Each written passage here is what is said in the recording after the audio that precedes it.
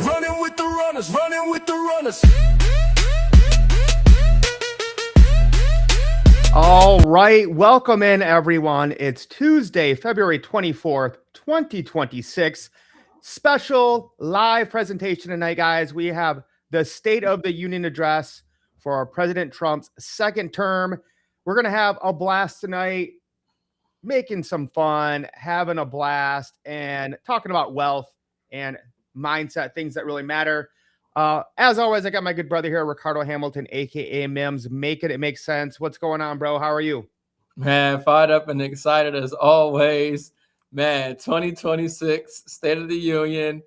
I mean, everything is at all time as far as awareness and just activity going on right now. So I'm pumped up and excited for the show, and excited to hear what the President of the United States got to say. All right. Well, we're gonna. I got some beef with him. So there's some things I wish he would do better. Some things I'm glad he did. But he is walking in right now, Mem. So let's go and check it out and see what the Donald's doing. All right. Folder. This is, of course, his first State of the Union since returning to the White House over a year ago. Jeff sort of told us a little bit about the public he's speaking to, where the American people are at this moment, how they're viewing his first year in office. Tell us a little bit about the message he should try to send tonight. Right. Well, when I look at some of these excerpts, this is the kind of message. All right. We don't care what they're saying. But yeah, guys, go ahead, share this out, drop some comments in. We'd love to hear your guys' opinions, what you're thinking, where you're at. And Mems, I just kind of want to stress two things tonight as we get into this. Obviously, we love all people, no matter their political beliefs. And what I want to stress right now is I think America needs to really have civil discourse in this day and age. I think that's very important. I think, we're polarized, we're divided. We don't have any real consistent debates, which I love to do, right? I could be with the most left-wing radical person and still have, a basic logical debate with them. And I think that's what we're missing today, is really focusing on what unites us and starting from a common ground and then working at how can we make our country better? How can we make our lives better? Yeah. And the thing about this affects everybody, but one of the things that came to my mind is that we always talk about the economy and things that are going on a macro scale, but always remember, folks, the most important economy is your own. And nobody's coming to save you. No matter what, Trump says out of this speech tonight or whatever have you, nobody's coming to save you. You got to put yourself in position, and you are in position to save yourself. But this unique time that we find ourselves in history is you actually can create generational wealth from that. And that's the real message. Yep. Putting yourself in position to capitalize on these chaotic and uncertain times, because not everybody is going to experience the things to come in the same way.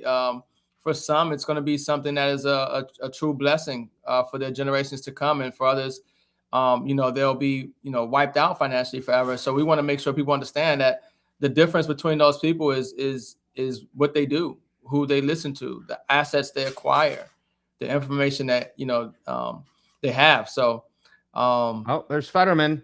Yeah. Excited. My favorite Democrat right now, guys, John Fetterman from Pennsylvania. Love that guy. Okay.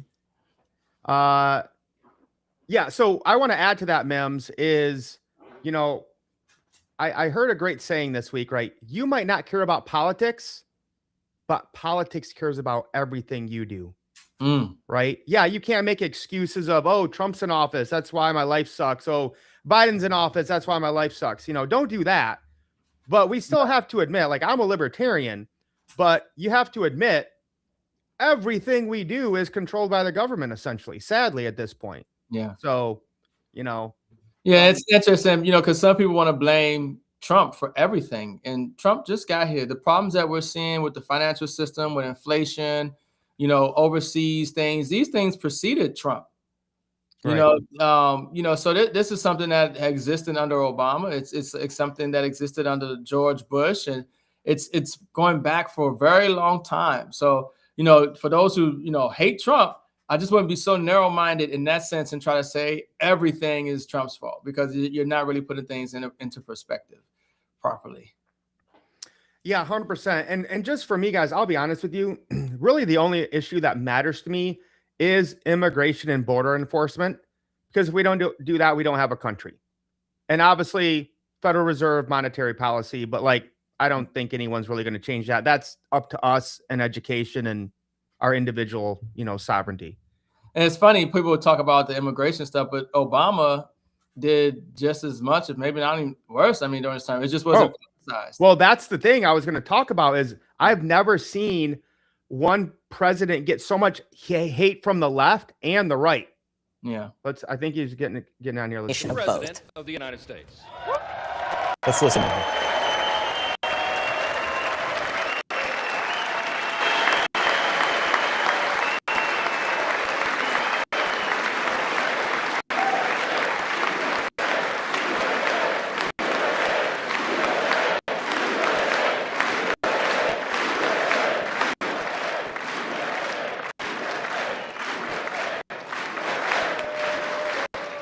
Well, thank you very much, everybody. It's really an honor.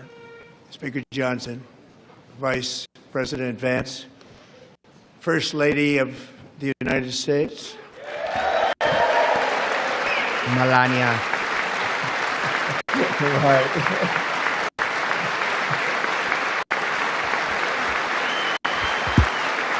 I still got to see that movie. I heard it was good. Yeah, I know. I was about to say something about the movie. Yeah.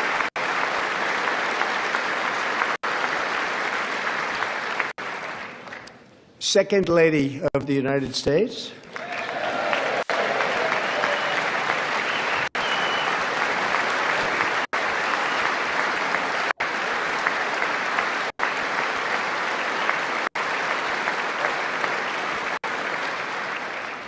members of Congress, and my fellow Americans.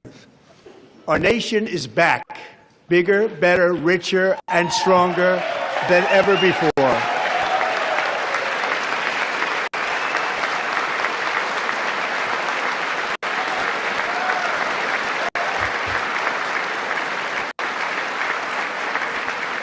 Less than 5 months from now, our country will celebrate an epic milestone in American history, the 250th anniversary of our glorious American independence.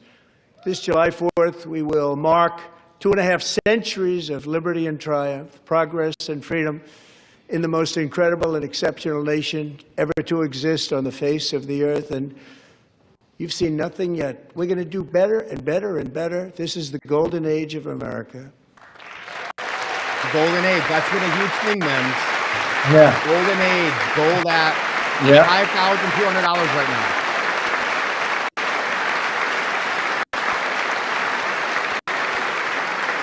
When I last spoke in this chamber 12 months ago, I had just inherited a nation in crisis with a stagnant economy, inflation at record levels, a wide open border, horrendous recruitment for military and police, rampant crime at home, and wars and chaos all over the world. But tonight, after just 1 year, I can say with dignity and pride that we have achieved a transformation like no one has ever seen before, and a turnaround for the ages. It is indeed a turnaround for the ages.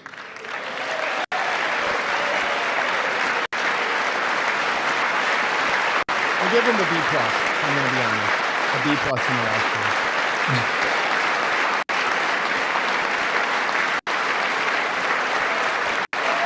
Oh, he's done. Oh, there we go.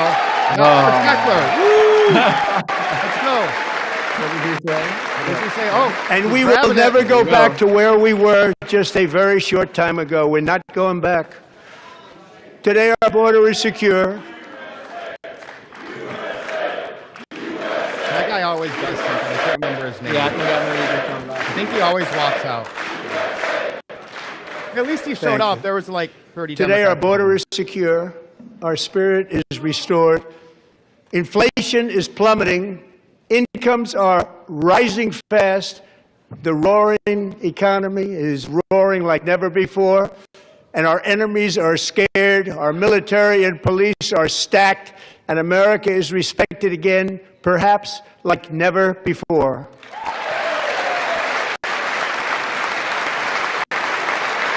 Our enemies do got to be scared. aka Colombia. After 4 years in which millions and millions of illegal aliens poured across our borders, totally unvetted and unchecked, we now have the strongest and most secure border in American history by far.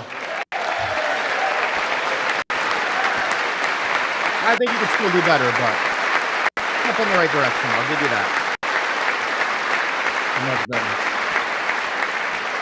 In the past 9 months, 0 illegal aliens have been admitted to the United States.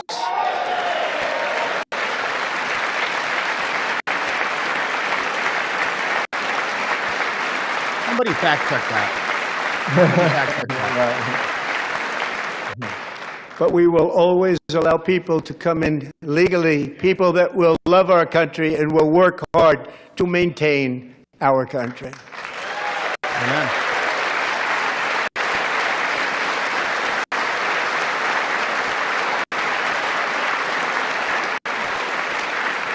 The flow of deadly fentanyl across our border is down by a record 56% in 1 year. I think we can all agree on that. That's a good thing. Left, right. We don't want that in all over country. Apparently not the Democrats. They're all sitting down. And last year, the murder rate saw its single largest decline in recorded history. This is the biggest decline, think of it, in recorded history, the lowest number in over 125 years. Year 1900. In fact, substantially before my wonderful father, I had a wonderful father, Fred, before he was born, substantially before he was born. That's a long time ago. He wouldn't like me to say that, but that's a long time ago. The Biden administration and its allies in Congress gave us the worst inflation in the history of our country. But in 12 months, my administration has driven core inflation down to the lowest level in more than 5 years.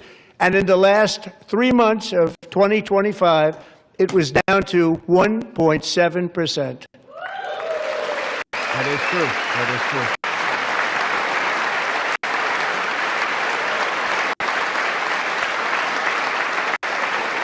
Still too high, but it is way down. I will give him that.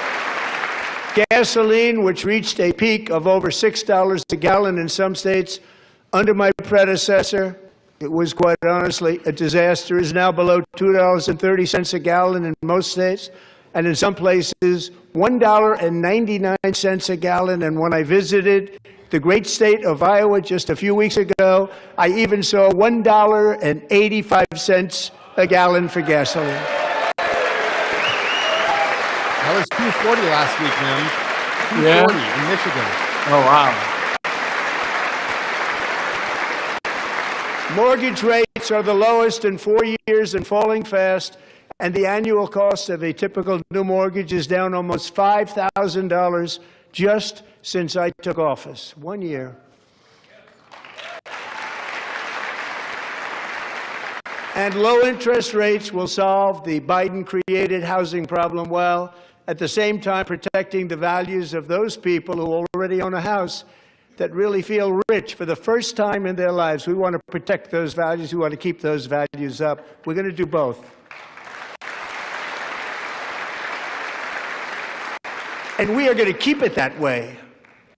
The stock market has set 53 all-time record highs since the election. Think of that, 1 year. Boosting pensions, 401ks, and retirement accounts for the millions and millions of Americans. They're all gaining. Everybody's up, way up. In 4 long years, the last administration got less than $1 trillion in new investment in the United States. And when I say less, substantially less. In 12 months, I secured commitments for more than $18 trillion pouring in from all over the globe. Now, that's one thing he does amazingly is get investment into the country. Yeah, I've never seen that. Like crazy amounts. Yeah. Think of it, much less than $1 trillion for 4 years versus much more than $18 trillion for 1 year. What a difference a president makes. A short time ago, we were a dead country. Now we are the hottest country anywhere in the world, the hottest. Nobody's hotter. Right. CNN's going to fact check that and talk about how like you know. temperature went down or something. As thousands of new businesses are forming in factories, plants, and laboratories are being built, we have added 70,000 new construction jobs in just a very short period of time. It's getting bigger and bigger and stronger. Nobody can believe what they're watching.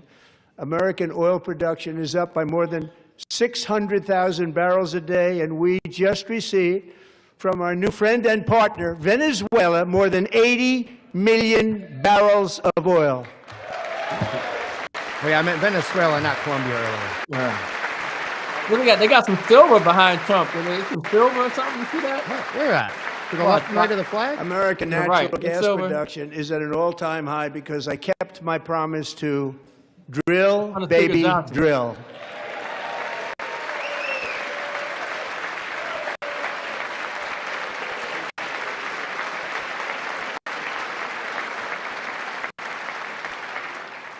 More Americans are working today than at any time in the history of our country. Think about that. Any time in the history of our country, more working today.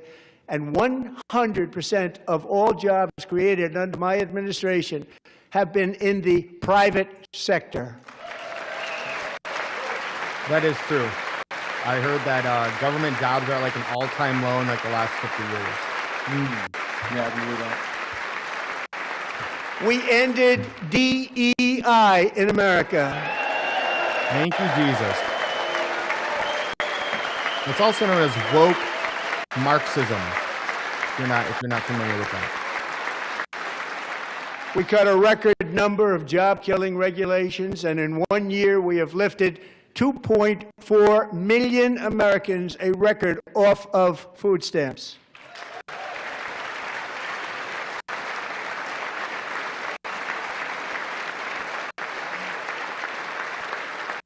And for all of these reasons, I say tonight, members of Congress, the state of our union is strong.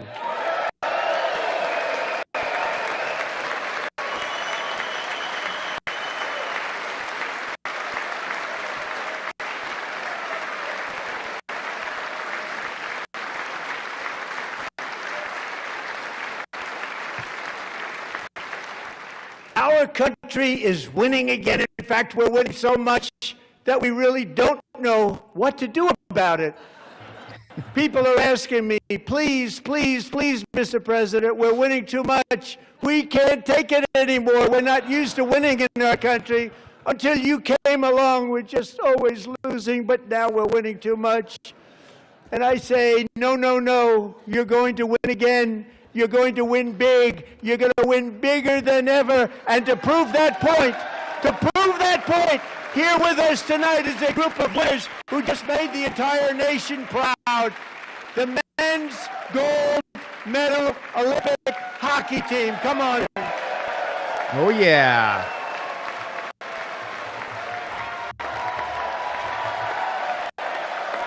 Woo-woo. First time since 1980, the United States wins the men's hockey gold along with the women's. Man, that thing gold plated. Yeah, they can't afford to give them real gold. They ain't getting no real gold.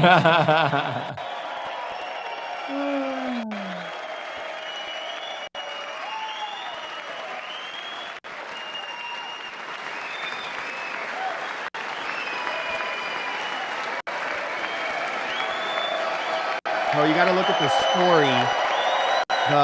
The guy Jack, whatever his name is, that scored the goals for America.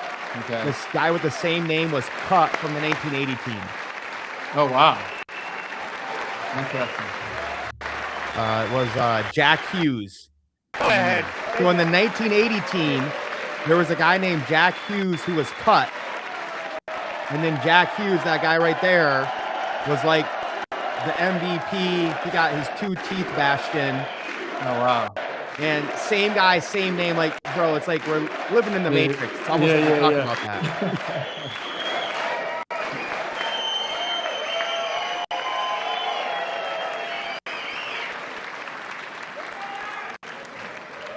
That's the first time I've ever seen them get up. And actually, not all of them did get up. But they beat a fantastic Canadian team in overtime, as everybody saw, as did the American women who will soon be coming to the White House.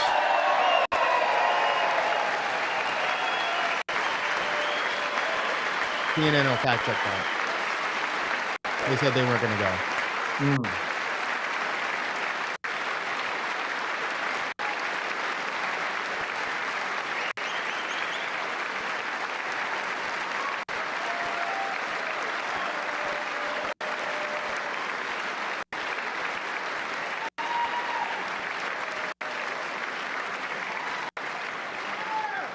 They were in the Oval Office before, and I just want to say a second very big congratulations to Team USA. But I have to say that, and I told them this, and we took a vote of the team. I said, anybody votes no, I'm not doing it. So they stood there, and they weren't about to say no, because I've never seen a goaltender play as well as goalie Connor Hellebuck.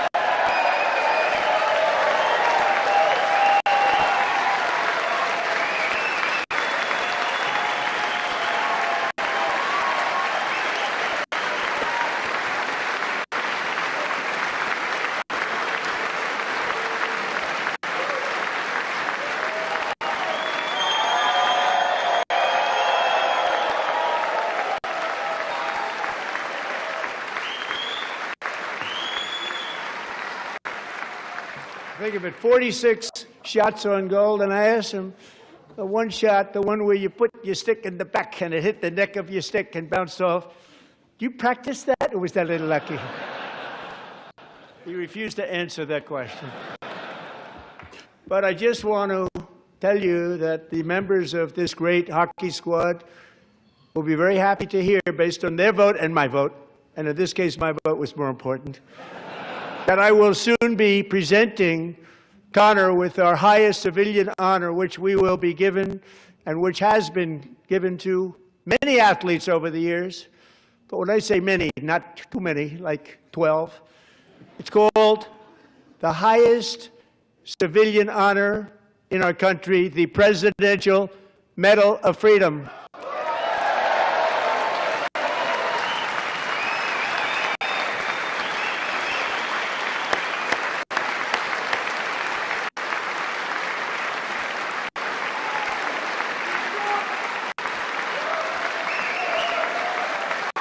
I'd just take a 100-ounce silver bar if I was him. Right. Great athletes have gotten that, very great, the best, and I thought he deserved it. And I did take a vote, every single one of them. I said, I'm not giving it if anybody goes no, and every single one of them rapidly put up their hand. So I want to thank you. What a special job you did. What special champions you are. Thank you very much.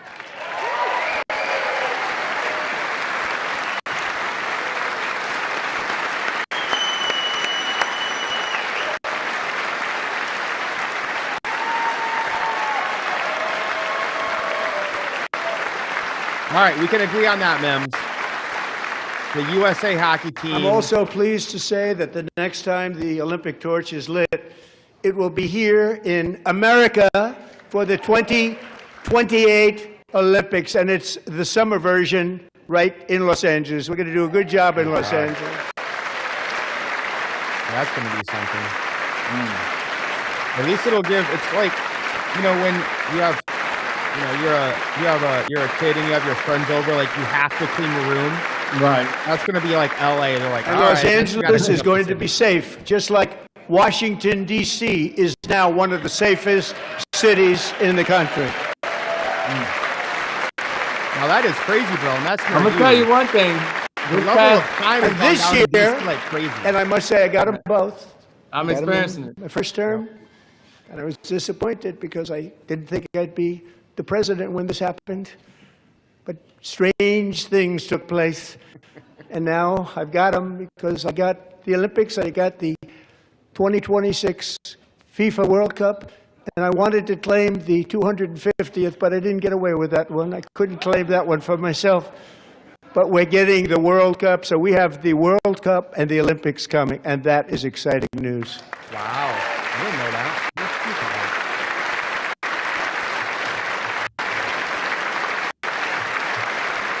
So this will be a year to celebrate our country and the heroes who have kept it free. Men like Buddy Taggart. At age 17, Buddy volunteered to defend America in World War II, serving in the Pacific under the great General Douglas MacArthur. He fought bravely in the famous Battle of Manila, worked so hard. He was badly wounded and almost killed by enemy machine guns in Luzon. And 81 years ago this month, he liberated the largest internment camp in the Philippines, one of the largest anywhere in the world. But he earned many honors, including a Purple Heart and a Bronze Star, came home, started a family, and tonight he is in the gallery looking forward to July 4th, 2026, his 100th birthday. Wow. The best thing ever is if you get the chance to ever talk to somebody that's still in World War II, I will sit down with them for hours. Dude still looks good. He's 100? Right. He doesn't look a day past 80.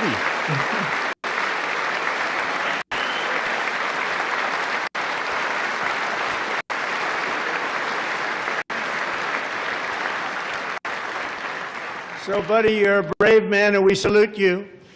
Even in times of challenge, setback, and immense heartache, the spirit of 1776 has always shone through very brightly. It was July 4th of last year when floodwaters tore through a girls' summer camp in Central Texas. One of the worst things I've ever seen. I was there, rising 26 feet in the matter of minutes, tragically claiming many, many lives. You all remember that one.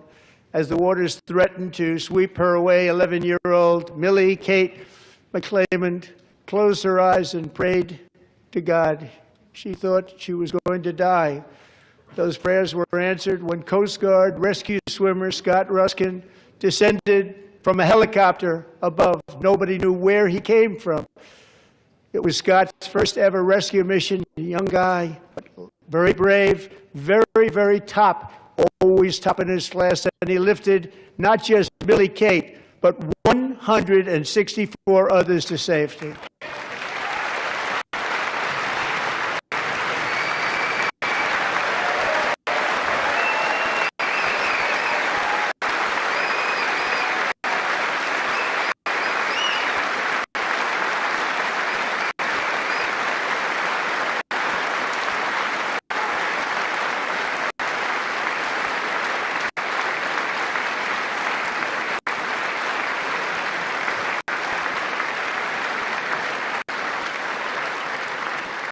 People watched Scott from a distance, and they couldn't believe what they were seeing. The winds were blowing, the rain was pouring, everything was going, and that rapid water, nobody's ever seen anything like it. They said, wow, that's something.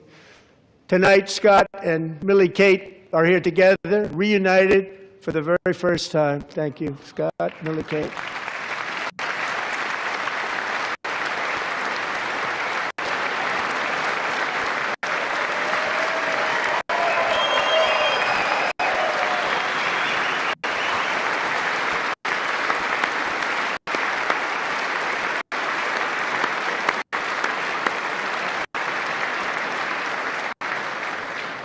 And Petty Officer Ruskin, I'm pleased to inform you that I am now awarding you the Legion of Merit for extraordinary heroism, which is what it was, extraordinary heroism. Thank you.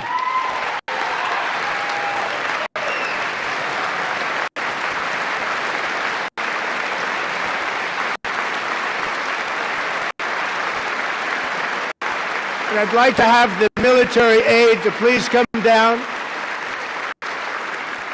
and take care of the service. Military aide, thank you very much. Take care of that very important service. Thank you very much. From 1776 to today, every generation of Americans has stepped forward to defend life, liberty, and the pursuit of happiness. And they're really doing it for the next generation. But now it's our turn. Together, we're building a nation where every child has the chance to reach higher and go further, where government answers to the people, not the powerful, and where the interests of hardworking American citizens are always our first and ultimate concern. That is the debt we owe to the heroes who came before us, and that is the promise we must keep to America for our 250th year. Last year, I urged this Congress to begin the mission by passing the largest tax cuts in American history, and our Republican majorities delivered so beautifully. Thank you, Republicans.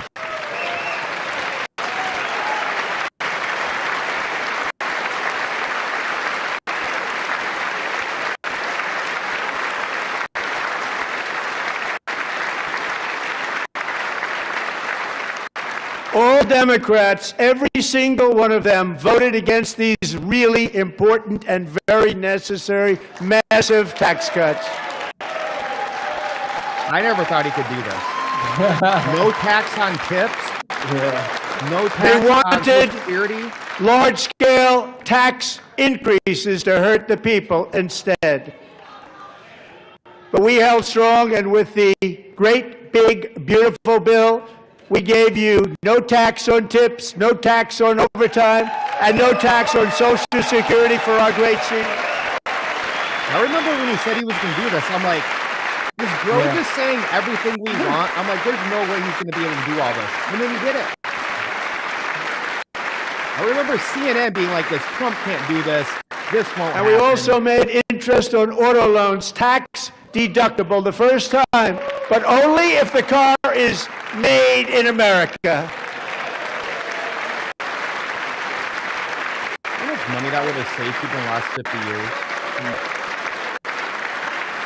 Interest on your car, tax deductible. Recently in Pennsylvania, I met Megan Hemhauser, a devoted mom who's homeschools her children, beautiful, 2 children, during the day while waiting tables at night as her husband works overtime operating very heavy equipment. Megan is here this evening, and she's happy to tell you that she is so much richer because with no tax on tips, no tax on overtime, and her expanded child tax credit done again by Republicans, Megan and her husband will take home more than $5,000 extra just for the year, cutting her tax bill in more than half. Could you imagine telling somebody this a decade ago? You're like, there's going to be no tax on Megan, tips, please stand up. We're fighting no for you, tax on Megan. overtime. They would have looked at you like you were crazy. Right.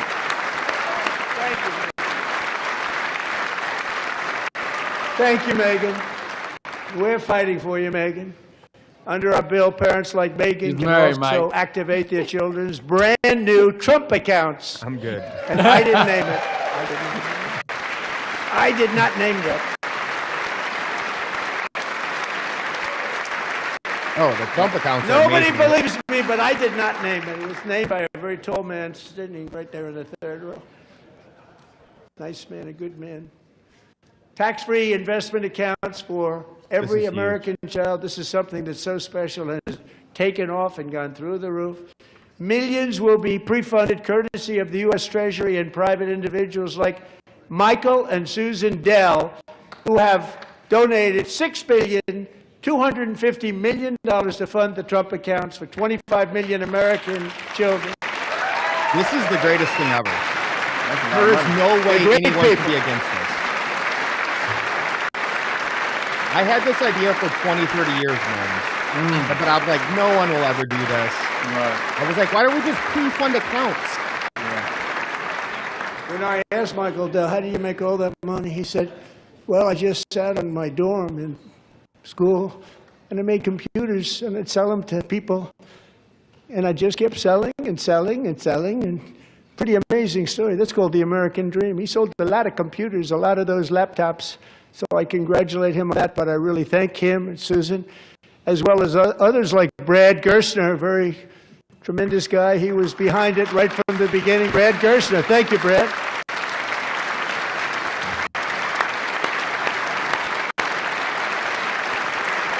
And honestly, anything we can do to convince, encourage people to have kids, incentivize having kids in America. So with modest additional contributions, these young people's accounts could grow to over $100,000 or more by the time they turn 18. Think of it. How much money is that for somebody that started with nothing? Over 100,000, could be much more than that. To make this investment in our children's future, go to TrumpAccounts.gov. TrumpAccounts.gov. And a lot of people are doing it. They're setting every record in the book. It's popular. They knew what it was going to take. I'm so proud of them. I'm so proud of the people that got it started. And now it's just taken off. One of the primary reasons for our country's stunning economic turnaround, the biggest in history, where the Dow Jones broke 50,000 4 years ahead of schedule, and the S&P hit 7,000, where it wasn't supposed to do it for many years, were tariffs. I used these tariffs, took in hundreds of billions of dollars to make great deals for our country, both economically and on a national security basis. Everything was working well. Countries that were ripping us off for decades are now paying us hundreds of billions of dollars. They were ripping us so badly, you all know that. Everybody knows it. Even the Democrats know it. They just don't want to say it. And yet these countries are now happy, and so are we. We made deals. The deals are all done. And they're happy. They're not making money like they used to, but we're making a lot of money. There was no inflation, tremendous growth. And the big story was how Donald Trump called the economy correctly, and 22 Nobel Prize winners in economics didn't. They got it totally wrong. They got it really wrong. And then just 4 days ago, an unfortunate ruling from the United States Supreme Court. It just came down. It came down. Very unfortunate ruling. But the good news is that almost all countries and corporations want to keep the deal that they already made, right, Scott? Knowing that the legal power that I, as president, have to make a new deal could be far worse for them, and therefore they will continue to work along the same successful path that we had negotiated before the Supreme Court's unfortunate involvement. So despite the disappointing ruling, these powerful country-saving, it's saving our country, the kind of money we're taking in, peace-protecting. Many of the wars I settled was because of the threat of tariffs. I wouldn't have been able to settle them without. Will remain in place under fully approved and tested alternative legal statutes. And they have been tested for a long time. They're a little more complex, but they're actually probably better, leading to a solution that will be even stronger than before. Congressional action will not be necessary. It's already time-tested and approved. And as time goes by, I believe the tariffs paid for by foreign countries will, like in the past, substantially replace the modern-day system of income tax, taking a great financial burden off the people that I love. We might have to talk about this after. Got to get rid of income tax. Income tax is bullshit. Most people do not understand how amazing tariffs are, and I get it. Moving forward, factories, jobs, investment, and trillions of dollars will continue pouring into the United States of America because we finally have a president who puts America first. I put America first. I love America.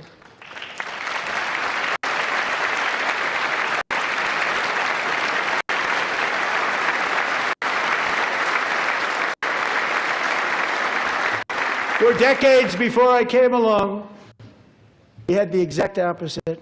From trade to health care, from energy to immigration, everything was stolen and rigged in order to drain the wealth out of the productive, hardworking people who make our country great, who make our country run. Under Biden and his corrupt partners in Congress and beyond, it reached a breaking point with the Green New scam, open borders for everyone. They poured in by the millions and millions from prisons, from mental institutions. They were murderers, 11,888 murders. They came into our country. You allowed that to happen. And record-setting inflation that cost the typical family $34,000 in just a speck of time. Now the same people in this chamber who voted for those disasters suddenly used the word affordability, a word, they just used it. Somebody gave it to them, knowing full well that they caused and created the increased prices that all of our citizens had to endure. You caused that problem. You caused that problem.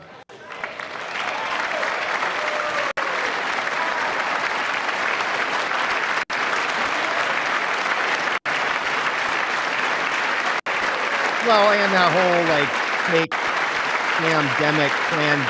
They knew their statements were a lie. They knew it. They knew their statements were a dirty, rotten lie. Their policies created the high prices. Our policies are rapidly ending them. We are doing really well. Those prices are plummeting downward.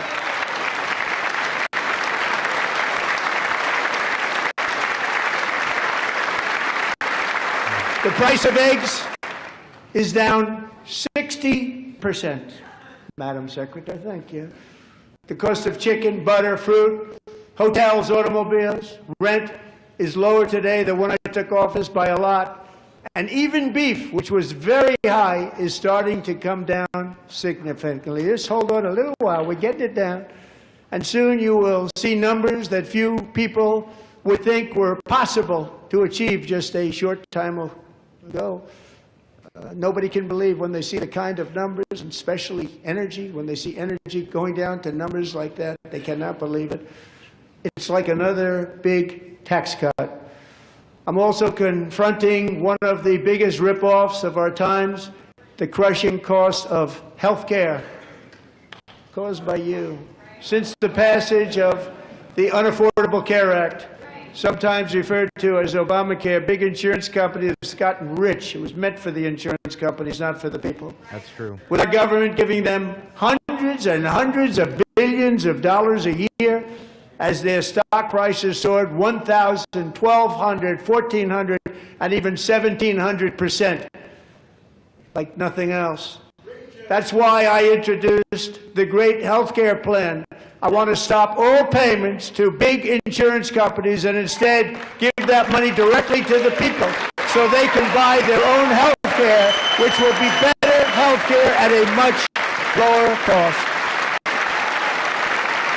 Raw health care is a disaster. Crazy.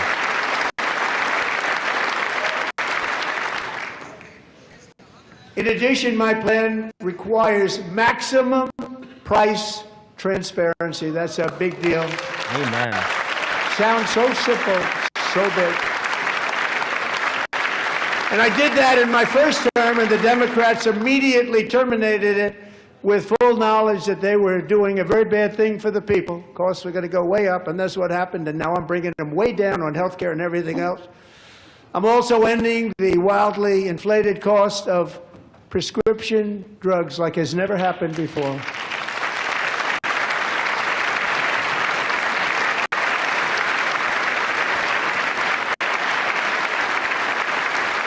Other presidents tried to do it, but they never could. They tried. Most didn't try, actually. But they tried. They said they tried. They couldn't do it. They didn't even come close. They were all talk and no action. But I got it done. Under my just enacted most favored nation agreements, Americans who have for decades paid by far the highest prices of any nation anywhere in the world for prescription drugs will now pay the lowest price anywhere in the world for drugs. Anywhere. The lowest price. I haven't done a lot of research on this, but I saw it's like wildly cheaper for pharmaceuticals. So in my first year of the second term, should be my third term, but strange things happen. I took prescription drugs, a very big part of health care, from the highest price in the entire world to the lowest. That's a big achievement. The result is price differences of 300, 400, 500, 600% and more, all available right now at a new website called TrumpRx.gov. And I didn't name that one either, by the way.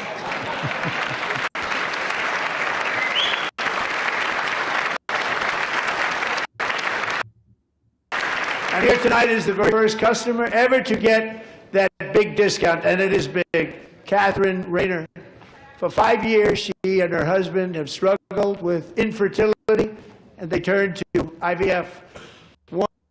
One drug has been costing Catherine $4,000 to purchase, but a few weeks ago, she logged onto the Trump RX website and got that same drug that cost $4,000, got it for under $500, a reduction of much more, actually, than $3,500. Catherine, we are all praying for you, and you're going to be a great mom.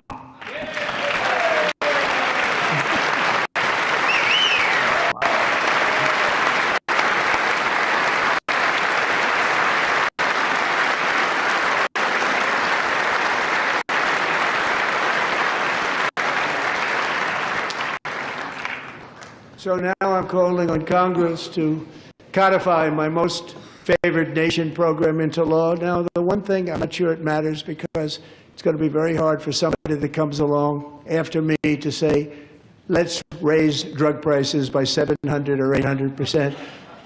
But John and Mike, if you don't mind, codify it anyway. They may do it. Codify it anyway. Thank you.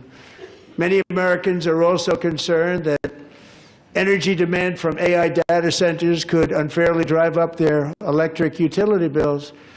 Tonight, I'm pleased to announce that I have negotiated the new Ratepayer Protection Pledge. You know what that is?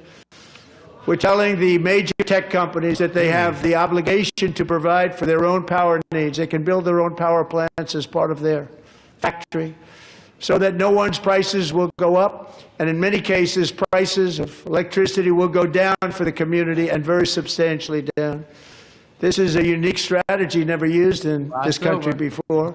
We have an old grid. It could never handle the kind of numbers, the amount of electricity that's needed. So I'm telling them they can build their own plant. They're going to produce their own electricity. It will ensure the company's ability to get electricity while at the same time lowering prices of electricity for you, and could be very substantial for all of you cities and towns. You're going to see some good things happen over the next number of years. Another pillar of the American dream that has been under attack is home ownership. With us tonight is Rachel Wiggins, a mom of two from Houston. She placed bids on 20 homes and lost all of those bids to gigantic investment firms that bypassed inspection, paid all cash, and turned those houses into rentals, stealing away her American dream. She was devastated. Stories like this are why last month I signed executive order to ban large Wall Street investment firms from buying up in the thousands single-family homes. Now, this is massive, and you and I have talked about BlackRock. Buying up all these single-family homes, it just makes it unaffordable for normal people. Make that ban permanent, because homes for people, really, that's what we want. We want homes for people, not for corporations. Corporations are doing just fine. Racel, thank you very much. Good luck with your home. You'll get one soon. And I can't imagine 10, 20 years ago, Democrats would be against that. Like, I would have thought Democrats would do that. Make it easier for Americans to save for retirement. And under this administration, we will always protect Social Security and Medicare. They are not protecting it for our seniors. We will always protect Social Security, Medicare, Medicaid.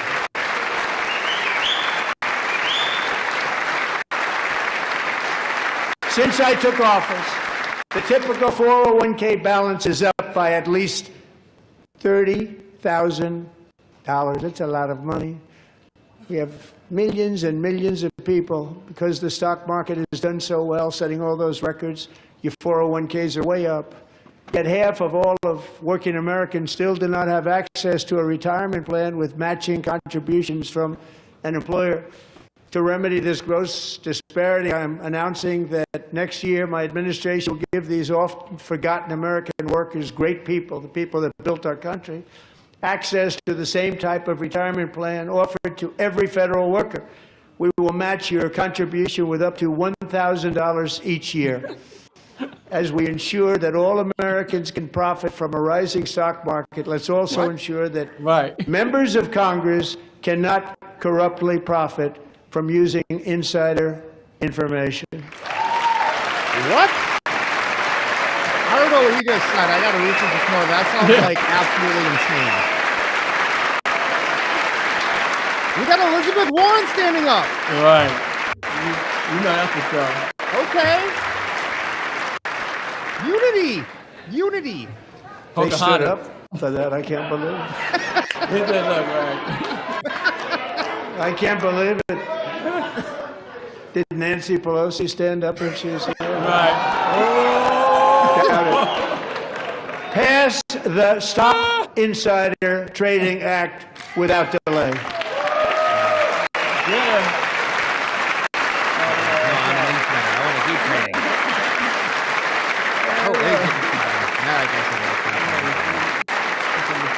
I wasn't sure if anybody even on this side was going to applaud for that. I'm very impressed. Thank you. I'm very impressed. But when it comes to the corruption that is plundering, it's plundering America. There's been no more stunning example than Minnesota, where members of the Somali community have pillaged an estimated $19 billion from the American taxpayer. Oh, we have all the information. And in actuality, the number is much higher than that. And California, Massachusetts, Maine, and many other states are even worse. This is the kind of corruption that shreds the fabric of a nation, and we are working on it like you wouldn't believe. So tonight, although started 4 months ago, I am officially announcing the war on fraud to be led by our great Vice President J.D. Vance. Yes. It's so out of control, bro.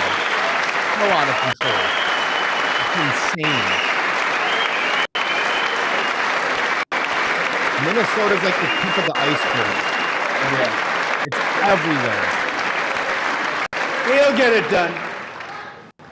And if we're able to find enough of that fraud, we will actually have a balanced budget overnight. It'll go very quickly. That's the kind of money you're talking about. We'll balance our budget. The Somali pirates who ransacked Minnesota reminded us that there are large parts of the world where bribery, corruption, and lawlessness are the norm, not the exception.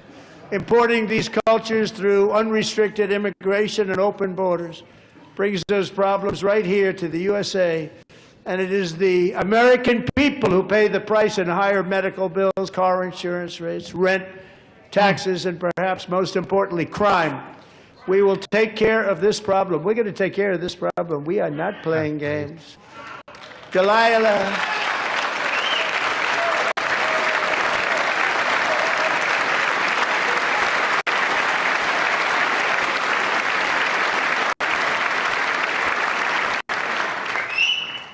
Delilah Colton was only 5 years old in June 2024 when a 18-wheel tractor trailer plowed into her stopped car traveling at 60 miles an hour or more.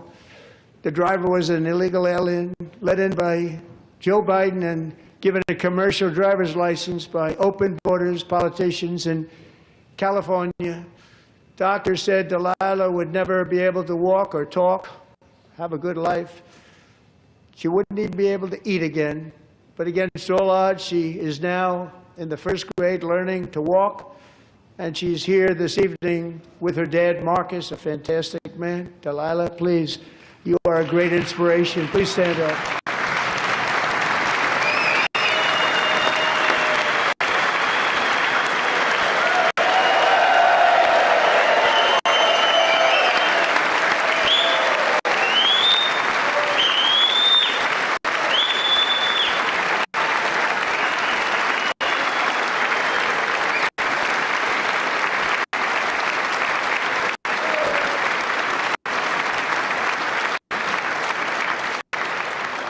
Thank you, Delilah. Many, if not most, illegal aliens do not speak English and cannot read even the most basic road signs as to direction, speed, danger, or location. That's why tonight I'm calling on Congress to pass what we will call the Delilah Law, barring any state from granting commercial driver's licenses to illegal aliens. I just found out about this, but apparently this is an epidemic. There's just tons of illegal aliens just come across, get a CDL, And or driving a yesterday, semi.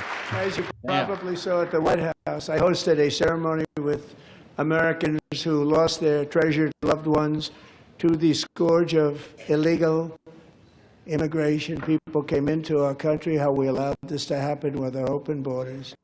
These are the angel moms and families that for decades our government betrayed and our media totally ignored. It was terrible.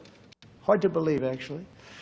In 2023, a 16-year-old high school cheerleader named Elizabeth Medina was supposed to perform in her town's Christmas parade, but she never arrived. Her mother, Jacqueline, went home to look for her, and she found her lying dead in a bathtub, bleeding profusely after being stabbed 25 times. Elizabeth's killer was a previously arrested illegal alien who had broken in and brutally extinguished the brightest light in her family's life, violently and viciously. Her heartbroken mother is in the gallery to remind everyone in this chamber exactly why we are deporting illegal alien criminals to our country at record numbers, and we're getting them the hell out of here fast. We don't want them.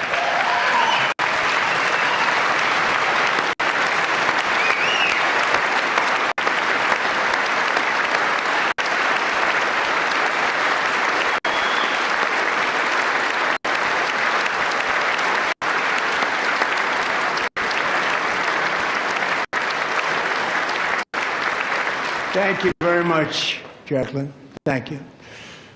We can never forget that many in this room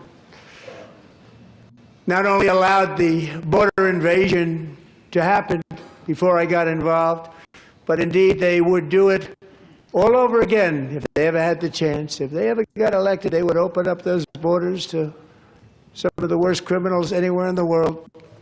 The only thing standing between Americans and a wide open border right now is President Donald J. Trump and our great Republican patriots in Congress. Thank you. Thank you.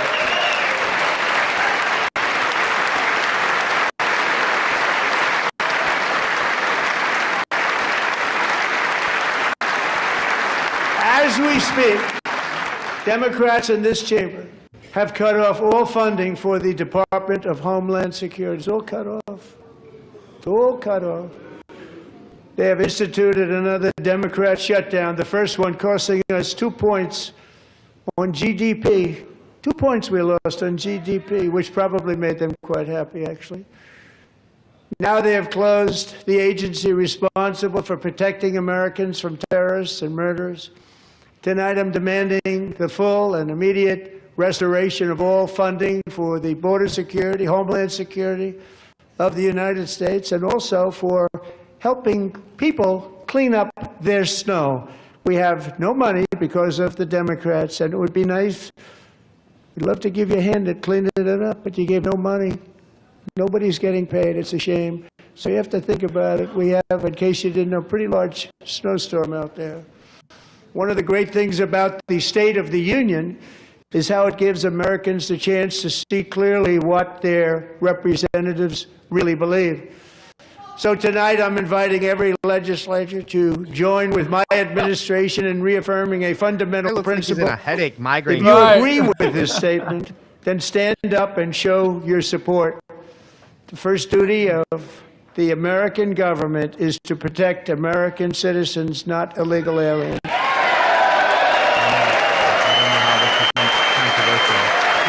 Hillary Clinton would have said that. Obama would have said that. If Joe Biden knew what he was ever talking about, he probably would have said that. Well, Clinton for sure said that.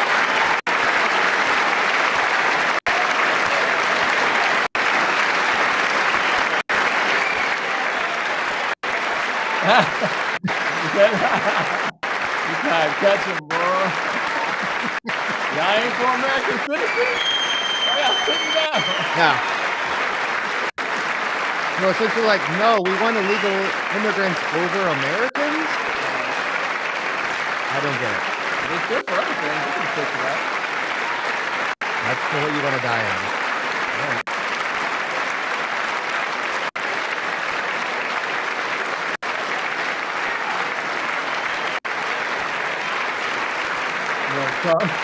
Trump about to take some shit, boy.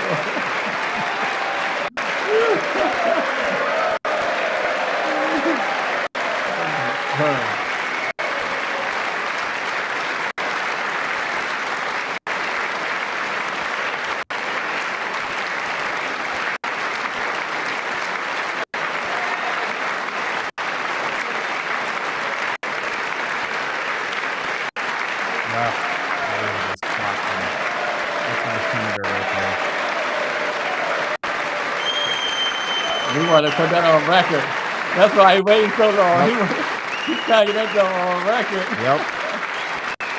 Mark it down, dude. The longest applause. It's something so simple. Isn't that a shame? You should be ashamed of yourself not standing up. You should be ashamed of yourself. That is why I'm also asking you to end deadly sanctuary cities that protect the criminals and enact serious penalties for public officials who block the removal of criminal aliens. In many cases, drug lords, murderers all over our country, they're blocking the removal of these people out of our country, and you should be ashamed of yourself. Now we're having fun. All right. Elon Omar speaking out. I don't know what she was saying. I'm sure we'll find out later.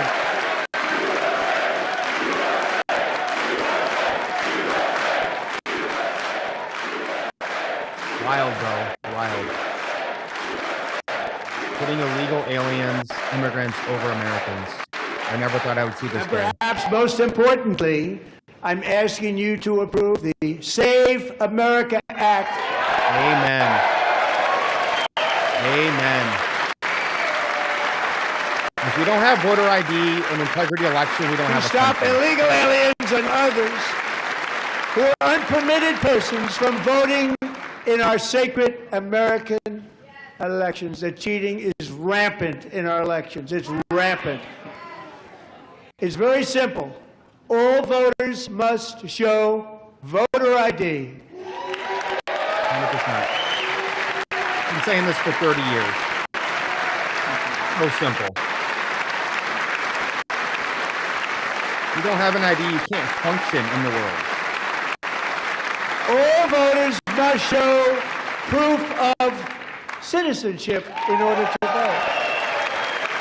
Every other major country in the world does this. Very simple. And no more crooked mail-in ballots except for illness, disability, military, or travel. None.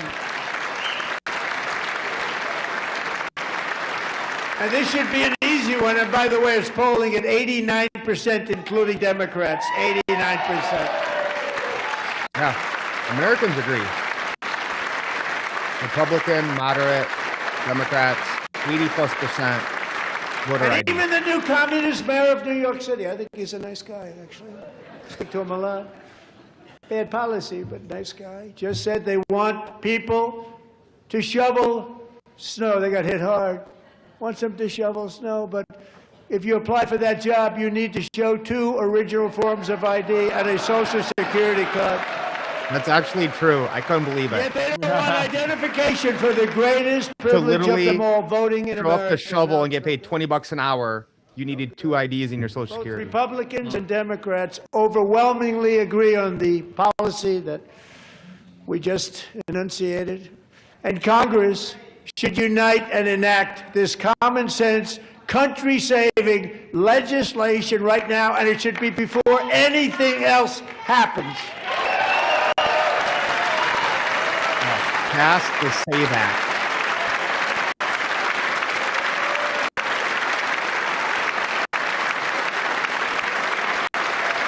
Child relief.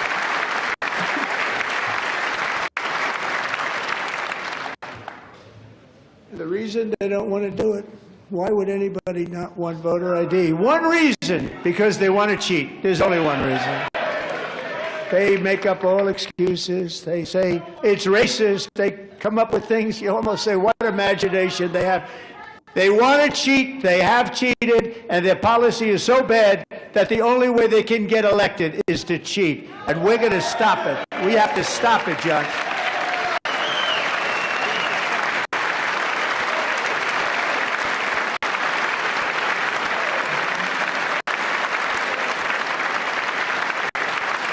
And here is one more opportunity to show common sense in government. In the gallery tonight are Sage Blair and her mother, Michelle. In 2021, Sage was 14 when school officials in Virginia sought to socially transition her to a new gender, treating her as a boy and hiding it from her parents.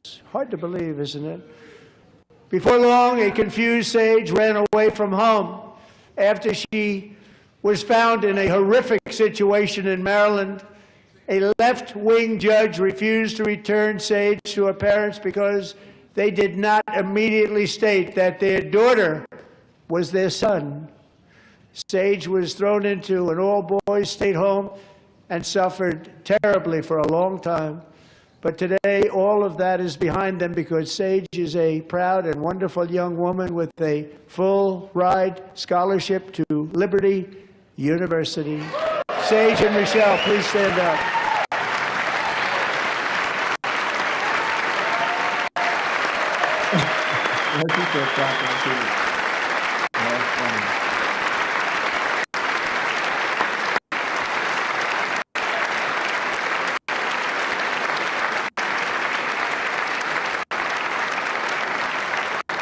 And thank you for your great bravery. And who can believe that we're even speaking about things like this? 15 years ago, if somebody was up here and said that, they'd say, what's wrong with him? But now we have to say it because it's going on all over numerous states without even telling the parents. But surely we can all agree no state can be allowed to rip children from their parents' arms and transition them to a new gender against the parents' will. Who would believe that we've been talking about this? We must ban it, and we must ban it immediately.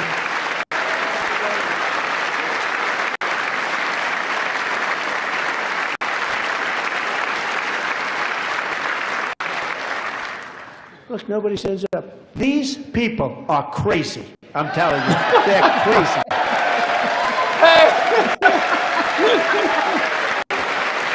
Hey, son, go ahead, man. I was just gonna say, bro, like, if you told me this was gonna happen 15 years ago, I'd be like, no way. Boy, oh boy. We're lucky we have a country. With people like this, Democrats are destroying our country, but we stopped it just in the nick of time, didn't we?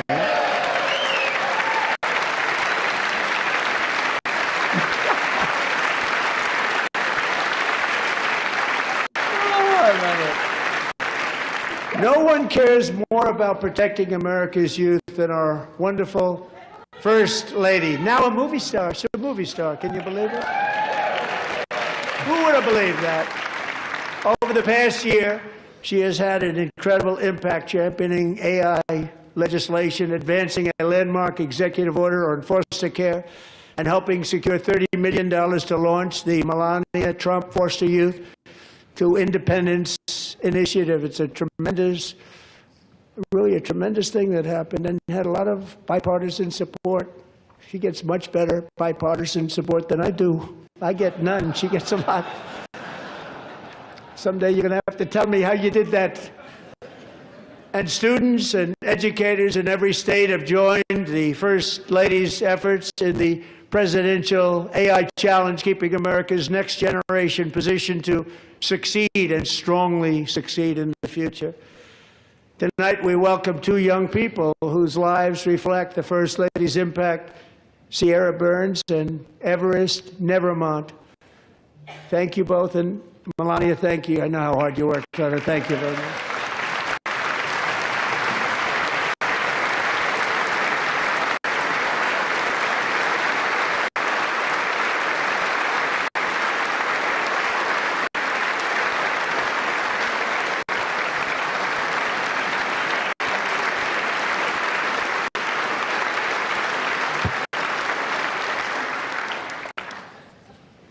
I'm very proud to say that during my time in office, both the first 4 years and in particular this last year, there has been a tremendous renewal in religion, faith, Christianity, and belief in God. Tremendous renewal.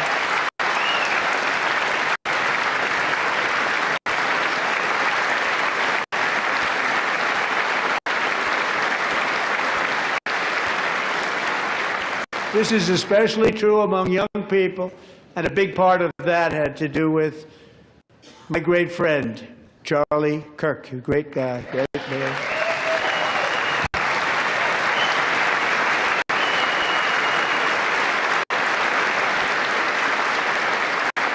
So last year, Charlie was violently murdered by an assassin and martyred, really martyred for his beliefs.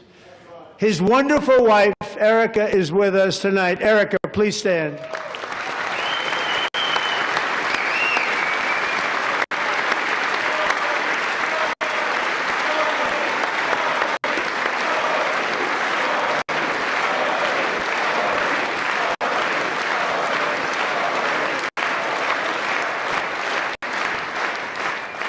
Thank you, Erica. Been through a lot. In Charlie's memory, we must all come together to reaffirm that America is one nation under God, and we must totally reject political violence of any kind.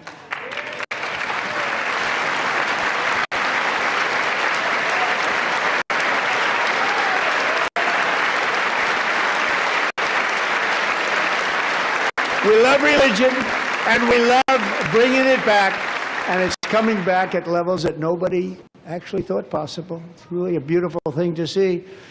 Above all, unleashing America's promise requires keeping our communities safe. We have made incredible strides, yet dangerous repeat offenders continue to be released by pro-crime Democrat politicians again and again. We are honored to be joined tonight by a woman who's been through hell, Anya Zuretska. In 2022, she and her beautiful daughter, so beautiful, what a beautiful young woman, Irina, fled war-torn Ukraine to live with relatives near Charlotte, North Carolina. And by the way, what's going on with Charlotte? Last summer, 23-year-old Irina was riding home on the train when a deranged monster who had been arrested over a dozen times and was released through no cash bail, stood up and viciously slashed a knife through her neck and body. No one will ever forget. There were people on that train. No one will ever forget the expression of terror on Irina's face as she looked up at her attacker in the last seconds of her life. She died instantly. She had escaped a brutal war only to be slain by a hardened criminal, set free to kill in America, came in through open borders. Mrs. Zuretska, tonight I promise you we will ensure justice for your magnificent daughter, Irina.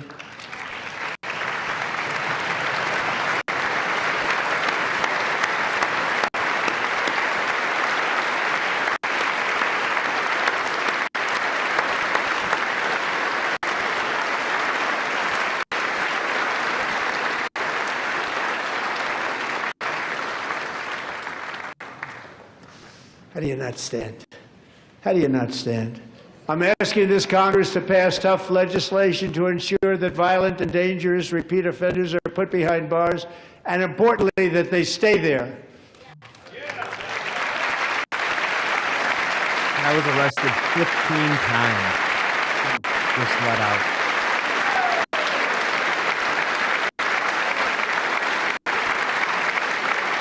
Starting last summer, I deployed our National Guard and federal law enforcement to restore law and order to our most dangerous cities, including Memphis, Tennessee, big success, New Orleans, Louisiana, big success, and our nation's capital itself, Washington, D.C., where we have almost no crime anymore in Washington, D.C. How did that happen?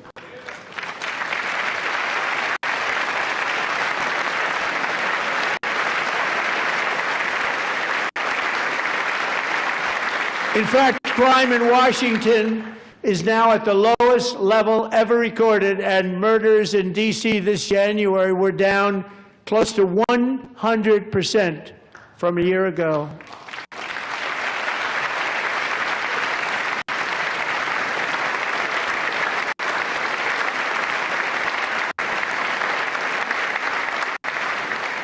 They don't like to hear that. One of the sick people, one of the brave service members who helped achieve this stunning turnaround was 20-year-old West Virginia Army National Guard Specialist Sarah Beckstrom. After a 4-month deployment, she voluntarily extended her service, and her rank was going to be lifted. She was doing so well. They were so proud of her. But the very next day, she was on patrol near the White House when she was ambushed and shot in the head by a terrorist monster from Afghanistan. Shouldn't have been in our country. And all because she wore the uniform of our nation, she was shot.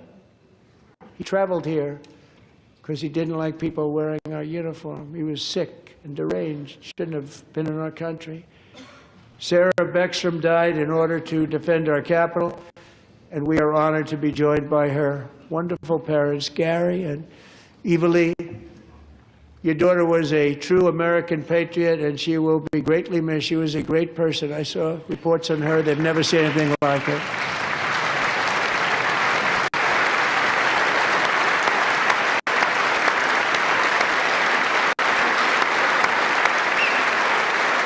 That story was crazy, guys. So crazy. It's heartbreaking. So sorry. Thank you very much. A great young lady. I saw reports that were like, perfect. She was perfect. Serving alongside Sarah that day was Staff Sergeant Andrew Wolf. The terrorist shot Andrew in the head, and no one thought he could possibly make it. The two of them, Sarah and Andrew, both shot violently in the head. Neither was expected to make it.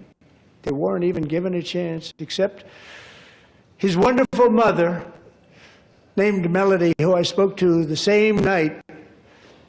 And she was so positive. The doctors thought that Andrew was gone, but his mother said, no, no, Mr. President, Andrew will be fine. He's going to make it. I've never seen anything like it. I mean, he was given almost no chance. She said, I have no doubt, sir, he's going to be okay. This was a conversation that I had with her that night, with her son laying helplessly in bed, blood all over. Everybody is praying, she said, sir, he will be okay. The doctors didn't understand what she was saying, and after looking at the results of the damage done, neither did I. She was so strong and conclusive that even Andrew's great father felt she didn't really understand the gravity of the situation. But she turned out to be right. Right, Melody? She turned out to be right.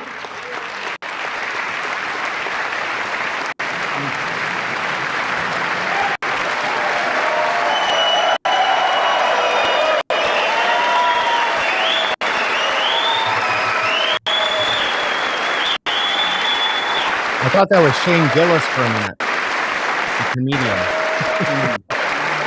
That's amazing. What a comeback story. Yeah. I love hearing about the stories here tonight are just absolutely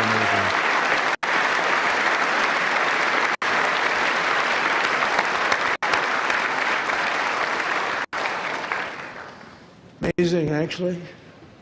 I said, where does this woman come from? She's the most positive person I've ever met. With God's help, Andrew has battled back from the edge of death, and we're talking about the edge of death, on his way to a miraculous recovery. He's got a little work to do, but he's doing great. Nice to see you. He's a good-looking guy. Nice to see you. Thanks, Andrew. Thank you very much.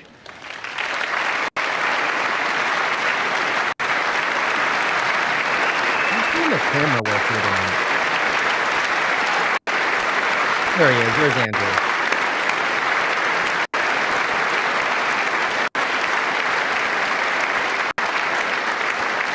So, Andrew, while you're up, now I'm going to ask a highly respected General James Seward to present Staff Sergeant Andrew Wolf and the great family of Sarah Beckstrom with the award created by our late great President George Washington himself. It's called the Purple Heart. Oh, wow. Nice.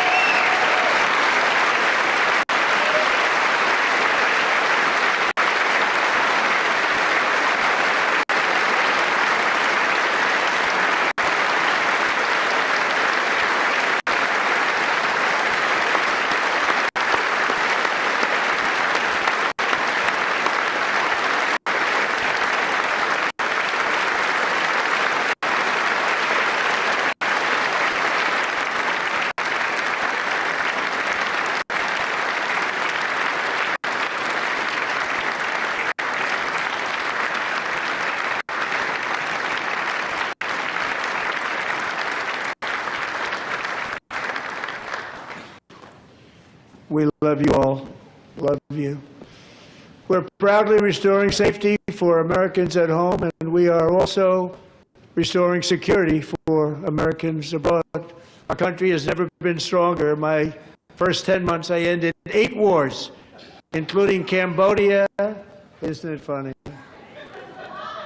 Sick people.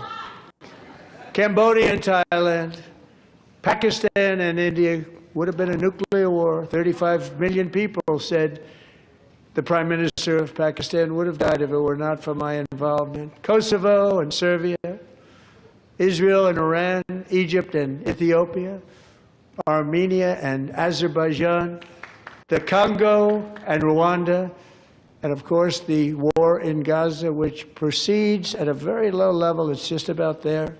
And I want to thank Steve Witkoff and Jared Kushner for your help. Thank you, Steve. Thank you, Jared.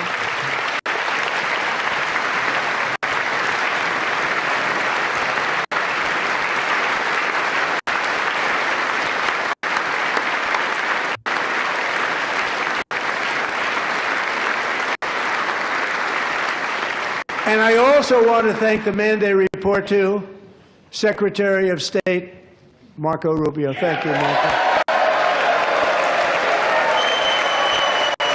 Marco's speech was good. Did you listen to it? No. You got to go and listen to it. The EU is really good.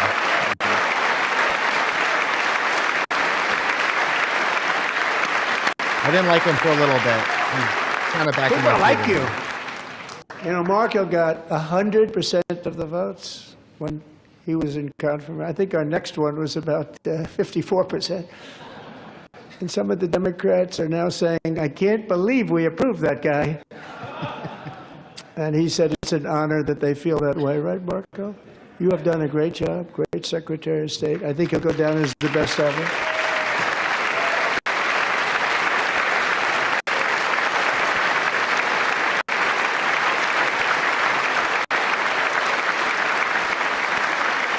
Under the ceasefire I negotiated, every single hostage, both living and dead, has been returned home. Can you believe that?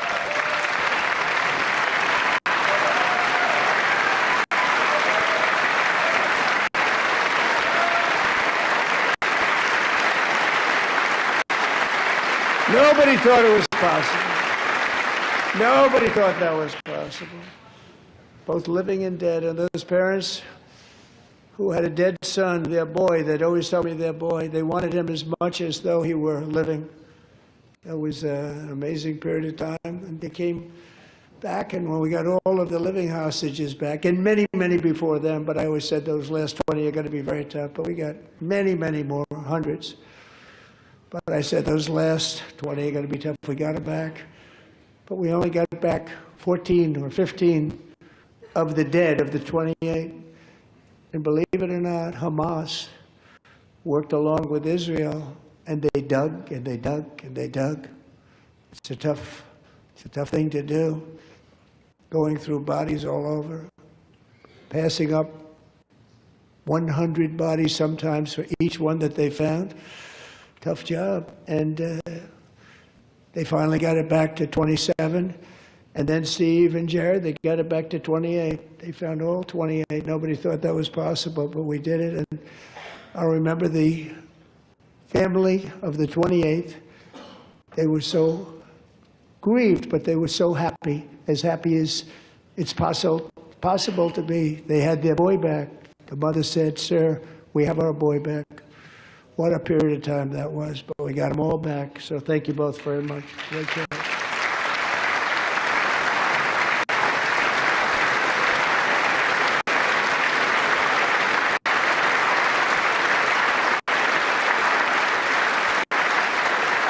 And we're working very hard to end the ninth war, the killing and slaughter between Russia and Ukraine, where 25,000 soldiers are dying each and every month. Think of that, 25,000 soldiers are dying a month. A war which would have never happened if I were president, would have never happened. As president, I will make peace wherever I can, but I will never hesitate to confront threats to America wherever we must. That's why in a breakthrough operation last June, the United States military obliterated Iran's nuclear weapons program with an attack on Iranian soil known as Operation Midnight Hammer.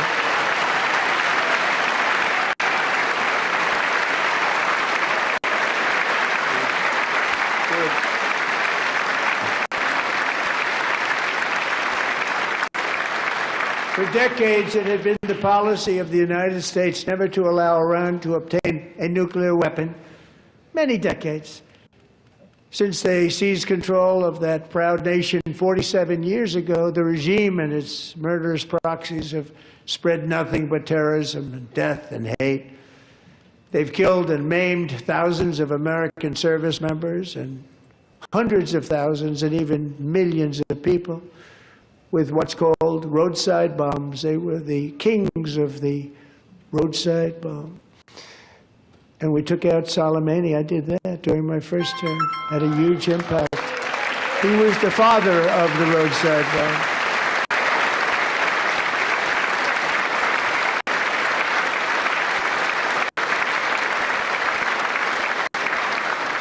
And just over the last couple of months with the protests, they've killed at least, it looks like, 32,000 protests. 32,000 protesters in their own country. They shot them and hung them. We stopped them from hanging a lot of them with the threat of serious violence. But this is some terrible people. They've already developed missiles that can threaten Europe and our bases overseas, and they're working to build missiles that will soon reach the United States of America. After Midnight Hammer, they were warned to make no future attempts to rebuild their weapons program, in particular nuclear weapons. Yet they continue, starting it all over. We wiped it out, and they want to start it all over again, and are at this moment again pursuing their sinister ambitions. We are in negotiations with them. They want to make a deal, but we haven't heard those secret words. We will never have a nuclear weapon. My preference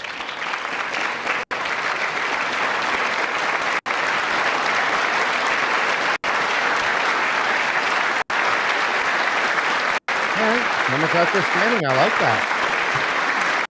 We agree. We're going to stand with My preference is to solve this problem through diplomacy. But one thing is certain, I will never allow the world's #1 sponsor of terror, which they are by far, to have a nuclear weapon. Can't let that happen.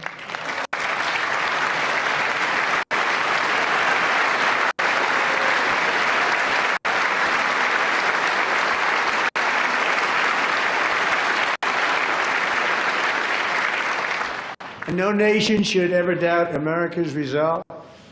We have the most powerful military on earth. I rebuilt the military in my first term. We're going to continue to do so. Also, we just approved a $1 trillion budget. We have no choice. We have to be strong, because hopefully we will seldom have to use this great power that we built together. It's really called peace through strength, and it's been very, very effective. Getting a little Ronald Reagan going, a little Gipper.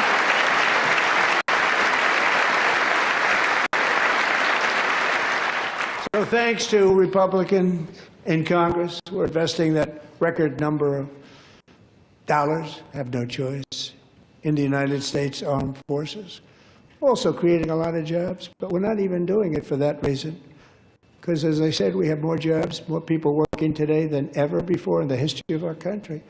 And NATO countries are friends and allies. They are. They're our friends and they're our allies. Have just agreed, at my very strong request, to pay 5% of GDP for military defense rather than the 2%, which they weren't paying. We were paying for almost all of NATO.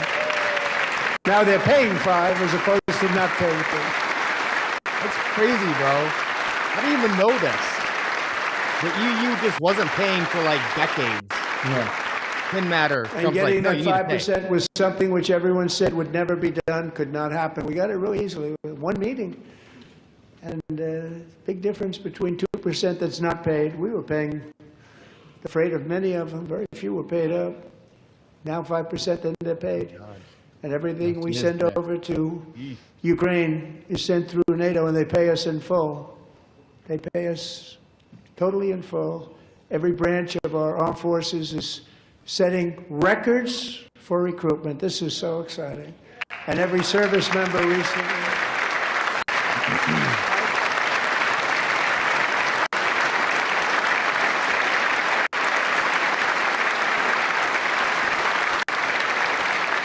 And every service member recently received a warrior dividend of $1,776.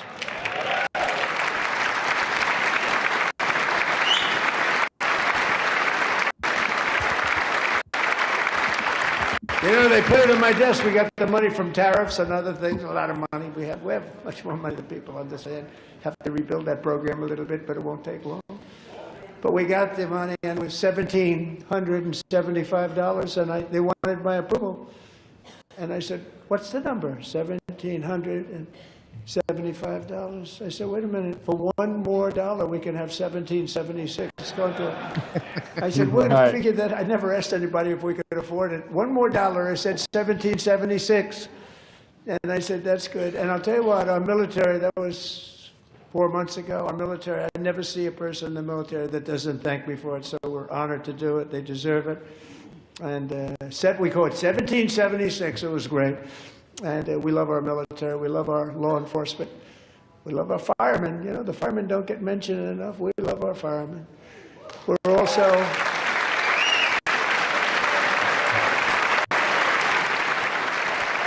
Well, that was just a great bonus, you know. Military, listen, if you put your life on the line, let's give you a little extra bonus here. We're also restoring American security and dominance in the Western Hemisphere, acting to secure our national interests and defend our country from violence, drugs, terrorism, and foreign interference. For years, large swaths of territory in our region, including large parts of Mexico, really large parts of Mexico, have been controlled by murderous drug cartels. That's why I designated these cartels as foreign terrorist organizations, and I declared illicit fentanyl as a weapon of mass destruction. Well, I think it's about to get real in Mexico in the next year.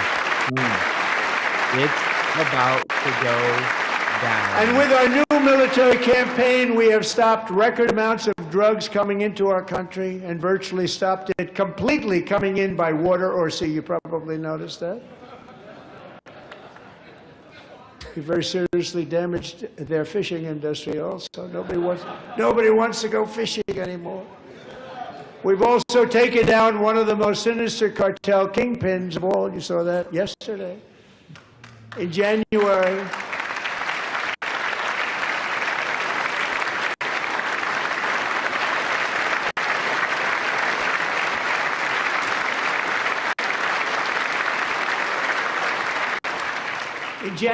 elite American warriors carried out one of the most complex, spectacular feats of military competence and power in world history. No one's seen anything like it. Foreign leaders, I won't tell you who, called me and they said, very impressive, very impressive.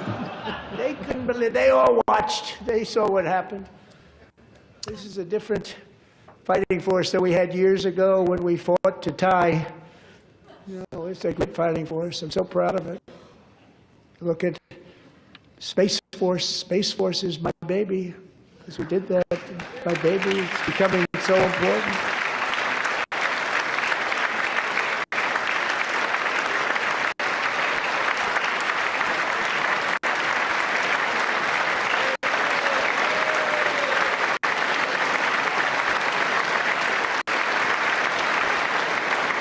And America's armed forces overwhelmed all defenses and utterly defeated an enemy, good fighters, to end the reign of outlaw dictator Nicolas Maduro and bring him to face American justice.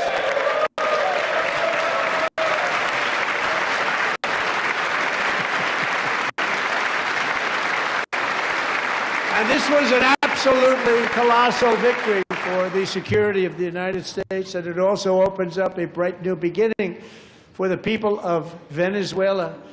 We're working closely with the new president of Venezuela, Delcy Rodriguez, to unleash extraordinary economic gains for both of our countries and to bring new hope to those who have suffered so terribly. They really did suffer. With us tonight is Alejandro Gonzalez. She grew up in a tight-knit Venezuelan family and was especially close to her beloved uncle Enrique. But after Enrique ran for office and opposed Maduro, he was kidnapped by Maduro's security forces and thrown into the regime's really infamous prison in Caracas. Alejandro feared she would never see her uncle again. She feared for her own life also. But since the raid, we have worked with the new leadership, and they have ordered the closure of that vile prison and released hundreds of political prisoners already, with more to come. Alejandro, I'm pleased to inform you that not only has your uncle been released, but he is here tonight. We brought him over to celebrate his freedom with you in person. Enrique, please come down.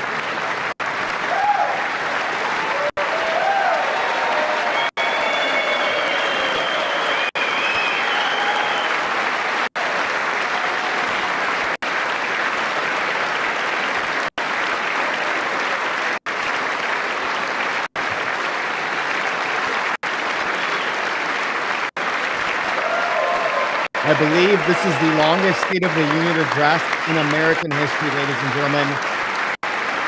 Thank you for enjoying this piece of history with us on America's 250th anniversary. Thank you, Enrique. Have a good time. Nice to have you back, Enrique. There were many heroes on that January raid to capture Maduro. Really great heroes. It was very dangerous. They knew we were coming. They were all set. But the deeds of one warrior that night will live forever in the eternal chronicles of military valor. Chief Warrant Officer 5, Eric Slover, planned the mission and was the flight lead in the cockpit of the first helicopter.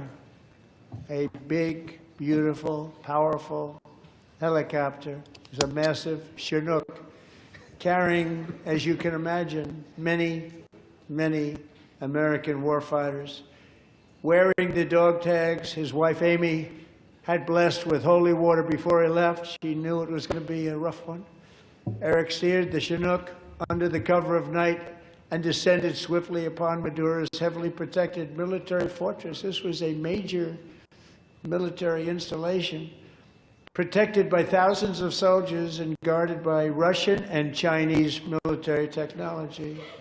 How did that work out? Not too good. While preparing to land, enemy machine guns fired from every angle, and Eric was hit very badly in the leg and hip, one bullet after another. He absorbed 4 agonizing shots, shredding his leg into numerous pieces. And yet, despite the fact that the use of his legs was vital to successful helicopter flight, legs are the most important part of flying a helicopter, to deliver the many commandos who would capture and detain Maduro was the only thing Eric was thinking about. Then, even as he was gushing blood, which was flowing back down the aisle, helicopter lands at a steep angle. The machine guns stood right in front of him. They were right in front of him, two machine gunners who escaped the wrath of the previous planes. Eric maneuvered his helicopter with all of those lives and souls to face the enemy and let his gunners eliminate the threat. Turned the helicopter around so the gunners could take care of business, saving the lives of his fellow warriors from what could have been a catastrophic crash deep in enemy territory. Only after safely landing the helicopter with all the warriors aboard in the exact right spot, which was vital to the mission. We probably would have had to maybe cancel the mission if that didn't happen. Eric told his co-pilot, also wounded, but not as gravely, to take over. I'm about ready to pass out. The success of the entire mission and the lives of his fellow warriors hinge on Eric's ability to take the searing pain. It was unbelievable what's happened to his legs of the bullets and keep on flying and landing, and people knew what was happening. Everybody in the back of the helicopter knew because they saw the blood pouring down the aisle. Chief Warrant Officer Slover is still recovering from his serious wounds, but I'm thrilled to say that he is here tonight with his wife Amy. Eric and Amy, come on in.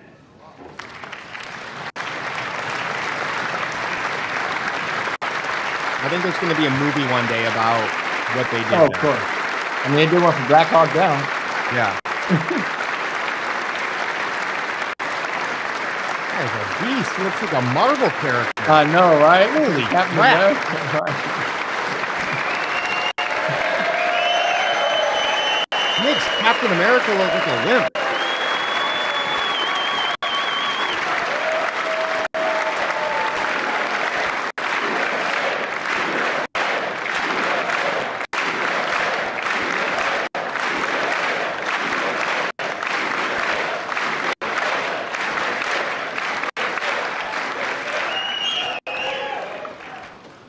So we have a surprise for Eric and Amy.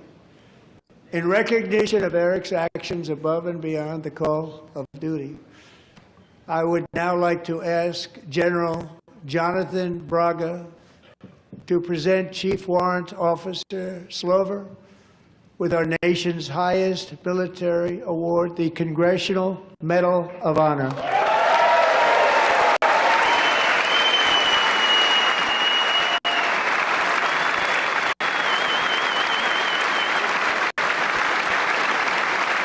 Shout out to all our military and veterans. Thank you for your service.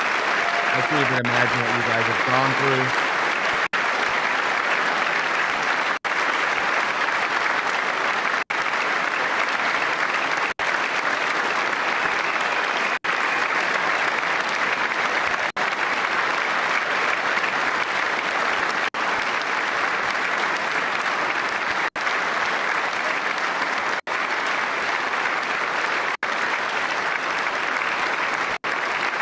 He's got to be 6'5", bro.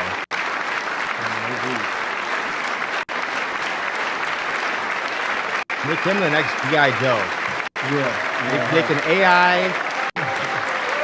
series, the back eye. What a stud. Thank God for our military.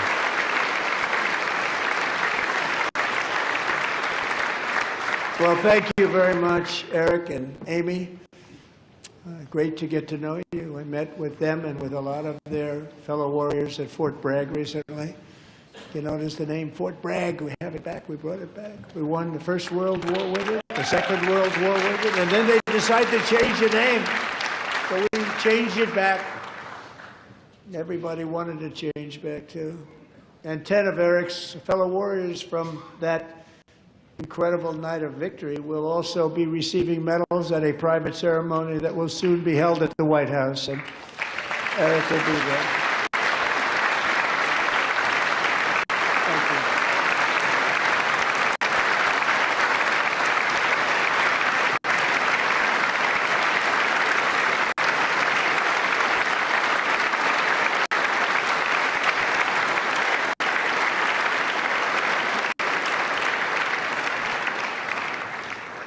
Thank you, Eric.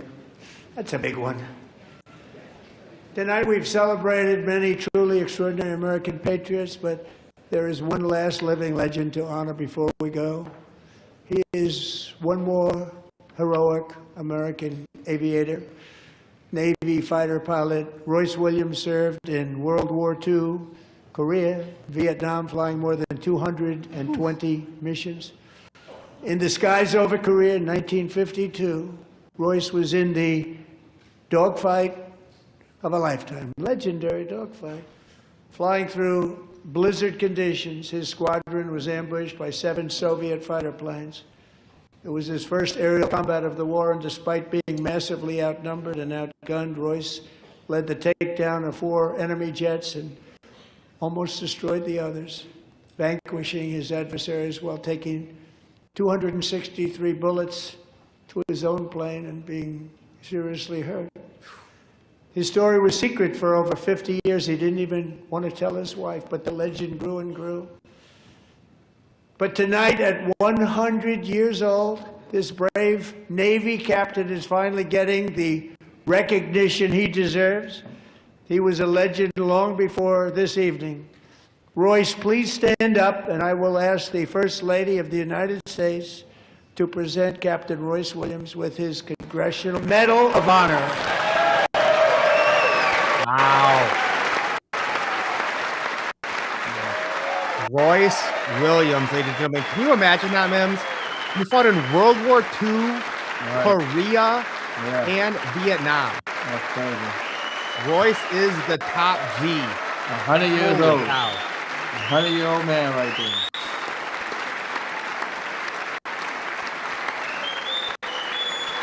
Thank God we have men like that. Thank you, Royce, for your service, sir. I can't even imagine.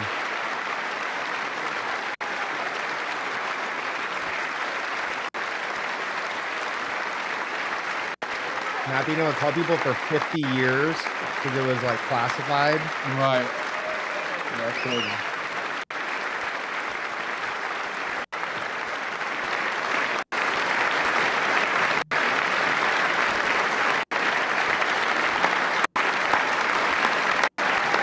Now that World War II generation, bro.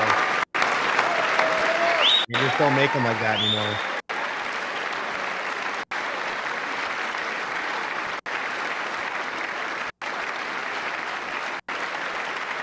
Thank you, Royce, and every man from that generation, everyone who served.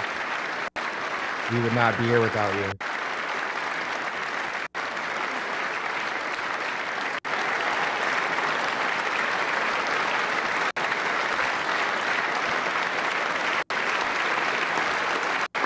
Also, shout out to Bob. You know who you are, Bob.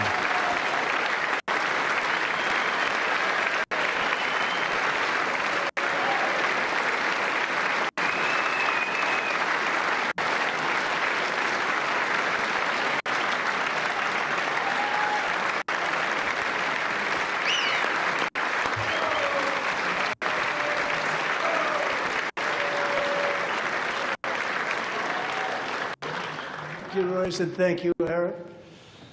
I've always wanted the Congressional Medal of Honor, but I was informed I'm not allowed to give it to myself, and I wouldn't know why I'd be taking it, but if they ever open up that law, I will be there with you someday.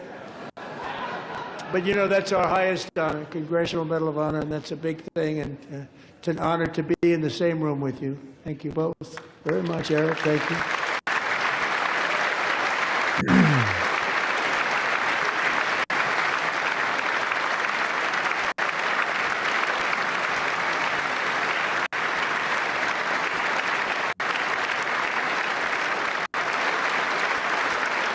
Thank you. 250 years is a long time in the life of a nation, but in another sense, it's really a mere moment in the eye of history. Two of the gentlemen we met in the gallery this evening took their first breaths 1 century ago, 100 years before that, on July 4th, 1826, the author of the Declaration of Independence, brilliant, Thomas Jefferson drew his last breath. Just a single long human lifespan separates the giants who declared and won our independence from the heroes who stand among us tonight. Everything our nation has done, everything we have achieved, has been the work of those few great lifetimes. In those brief chapters, Americans built this nation from 13 humble colonies into the pinnacle of human civilization and human freedom, the strongest, wealthiest, most powerful, most successful nation in all of history. Americans ventured out across the daunting and dangerous continent. We carved paths through an unforgiving wilderness, settled a boundless frontier, and tamed the beautiful but very, very dangerous Wild West. From empty marshes and wide open plains, we raised up the world's greatest cities. Together we mastered the world's mightiest industries, and shattered history's monstrous tyrannies, and we liberated millions from the chains of fascism, communism, oppression, and terror. Americans lifted humanity into the skies on the wings of aluminum and steel, and then we launched mankind into the stars on rockets powered by sheer American will and unyielding American pride. We wired the globe with our ingenuity. We captivated the planet with American culture. And now we are pioneering the next great American breakthroughs that will change the entire world. All of this and so much more is the enduring legacy, unmatched glory of the hardworking patriots who built and defended this country and who still carry the hopes and freedoms on all of humanity's backs.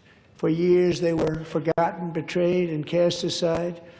But that great betrayal is over, and they will never be forgotten again.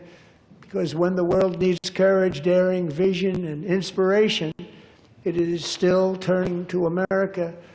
And when God needs a nation to work his miracles, he knows exactly who to ask. There is no challenge Americans cannot overcome, no frontier too vast for us to conquer, no dream too bold for us to chase, no horizon too distant for us to claim. For our destiny is written by the hand of providence, and these first 250 years were just the beginning. From the rugged border towns of Texas to the heartland villages of Michigan, from the sun-kissed shores of Florida to the endless fields of the Dakotas, and from the historic streets of Philadelphia to right here in our nation's capital, Washington, D.C., the golden age of America is upon us. The revolution that began in 1776 has not ended. It still continues because the flame of liberty and independence still burns in the heart of every American patriot. And our future will be bigger, better, brighter, bolder, and more glorious than ever before. Thank you, God bless you, and God bless America. Woo!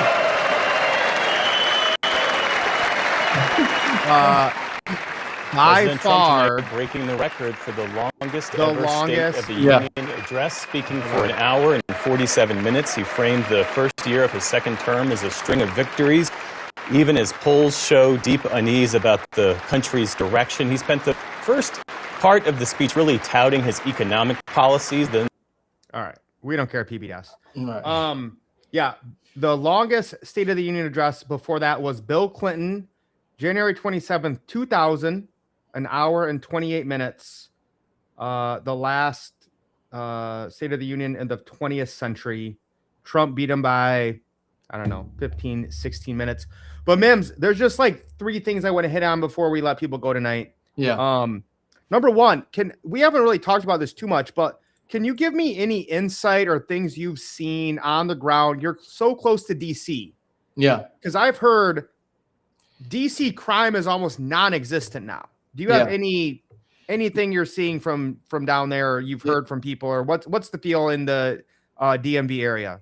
Well, I can only speak for myself, but prior to Trump's crackdown every year, they come out here and they start robbing, stealing in people's cars, stealing all kind of stuff. They even hit my car up a couple of times. Yeah, I remember that. Oh yeah. Nothing since Trump's been in, and yeah, it's been quieter. It's definitely been quieter. It's true. The crime is down. The crime is down for real. Yeah, the numbers I've seen are crazy. I mean, just being wiped out. Yeah. With us, we usually go into like economic stuff, right? And I don't care where you're at, guys, Democrat, Republican, whatever. I want you to give tariffs an open mind. Okay. I come from a libertarian background, and a lot of libertarians are against tariffs. And when Trump started to run and was talking about tariffs, I thought he was wrong. Like in 2016, I was like, no, tariffs are bad. I believe in free trade. And I literally read like an entire white paper put out by his economic advisors. And I did a deep dive. And I realized there is no such thing as free trade. Like once you understand what VAT taxes are, once you understand the other tariffs have on us, if we can't make anything here, we can't survive as a country. So I think if anyone honestly look at tariffs, I don't care if Obama pushed tariffs, I would have been for them. Guys, and M.I.M.S, I'll let you go in on this, right? Before 1913, before we got the income tax and the Federal Reserve, our entire country ran off of tariffs, and somehow we became the #1 superpower in the world. So anything you want to add with just coming to tariffs and versus the income tax? I take tariffs all day versus the income tax in the Fed. Am I crazy, bro? No, not at all. I mean, when Trump says "Make America Great," that's what I interpreted as making America great. Before we had income tax, it was the country was supposed to be ran off the tariffs. We weren't supposed to be taxing the people to death. We weren't supposed to be paying a private central bank to issue our money and then pay them interest, and then thus enslaving ourselves in debt and interest. And that's why we've seen a lot of the price inflation and crises we're seeing now. But no, I agree with you 100%. The income tax was something that was supposed to be temporary, so they said, and obviously it hasn't been. Right. But no, the American people were never supposed to pay income tax. Nope. We have a private central bank. The corrupt public enemy #1 is the Federal Reserve, and 1913 was their inception. In 1914, we had the income tax, and it's been the worst thing that could have happened to this country. One of the things, or to the people here, is the income tax. It confiscated our wealth, and that was the #1 purpose of the Federal Reserve and central banks, to confiscate the wealth of this nation.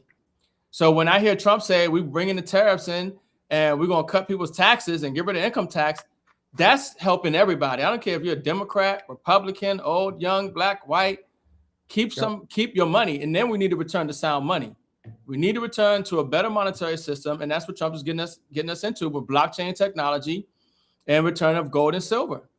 That's real money. Constitutional money is gold and silver. The Federal Reserve note is not money. Okay, it's a unit of debt that they charge us interest on. Just out of nowhere, out of nothing, interest out of nothing. So, this is something that people are waking up to. I get excited for the solution because we could talk about the problem all day, but we need real money, sound money, gold and silver. We need to marry that with the blockchain, and we need to get rid of the debt-based fiat model, the Federal Reserve, and the Federal Reserve note. No, 100%. The last thing, just my overall impression. The last few times we have covered Trump's State of the Union, I was very critical of him. To me, this was the best one he's done. Yes, it was long, but I felt as if he didn't attack the Democrats and he didn't get into the weeds of the details of this number and that number. I felt like he just gave a really good picture of where America's at, how he thinks he's helped us move forward and get better. And he just kind of was like, these people are crazy. And I'm not even going to bring up what he talked about, but he's kind of right. Like, literally, guys, if you're a Democrat or on the left, go and look at what Obama said or Bill Clinton or anyone in the 2010s. Like, this Democrat Party is just so far gone. I don't even know what to do with them. Right? So, again, we love everyone. We're here to bring people together and help everyone. But like, I thought it was a great State of the Union. Mims, any input you want to add? And then I got one more thing before we check out. Okay. Yeah, no, I mean, he did a great job on the speech. You know, he looked good, looked strong, you know what I'm saying? Was up there for almost 2 hours talking. You know, he touched on a lot of great topics, exposed, you know what I'm saying, a lot of people in the same time. I think it was a great speech. Very entertaining as always. That's what you're going to get from Donald Trump. You know what I mean? So, and again, my biggest takeaway is like, listen, if you disagree with Trump and his policies, I get it. But I have never seen a president or even a person care about people so much. Like, he really focuses on helping people and knowing their stories. Love them or hate them, I don't know how you can deny that. The last thing that I think is huge, Mims, is the Trump accounts. To me, if you want to wipe off everything Trump did and you hate him, you think he's racist, you think he's Hitler incarnate, the Trump accounts, Mims, think about that. Every citizen born in America gets $1,000 to start an investment fund in some sort of, I'm sure it's some basic, stable S&P 500 type of thing. Bro, I used to like dream about this 10, 15, 20 years ago. I'm like, listen, instead of like having Social Security, instead of giving people welfare and social benefits their entire life, why don't we help them invest when they're young? Right? And again, that's what you and I talk about all the time of like people, wherever you're at. You don't need $10,000 to start investing. You can start buying silver with $5. You can start buying Bitcoin or XRP with $5 a week. It doesn't matter. But investing in your future. So I think this Trump account could really change lives, because think about it. Right now, Mims, people graduate from high school and they have nothing. And then a lot of people go to college and get into $100,000 of debt, and right away they're coming out of the gate, they're losing. It's game over. For most of the people, especially if you're in your 20s and 30s graduating today, it's game over. There's no way for you to win. Now with the Trump accounts, imagine you graduate from high school and you have $100,000, $200,000 to do what you want. Start your own business, right? Invest in whatever that you want versus starting negative.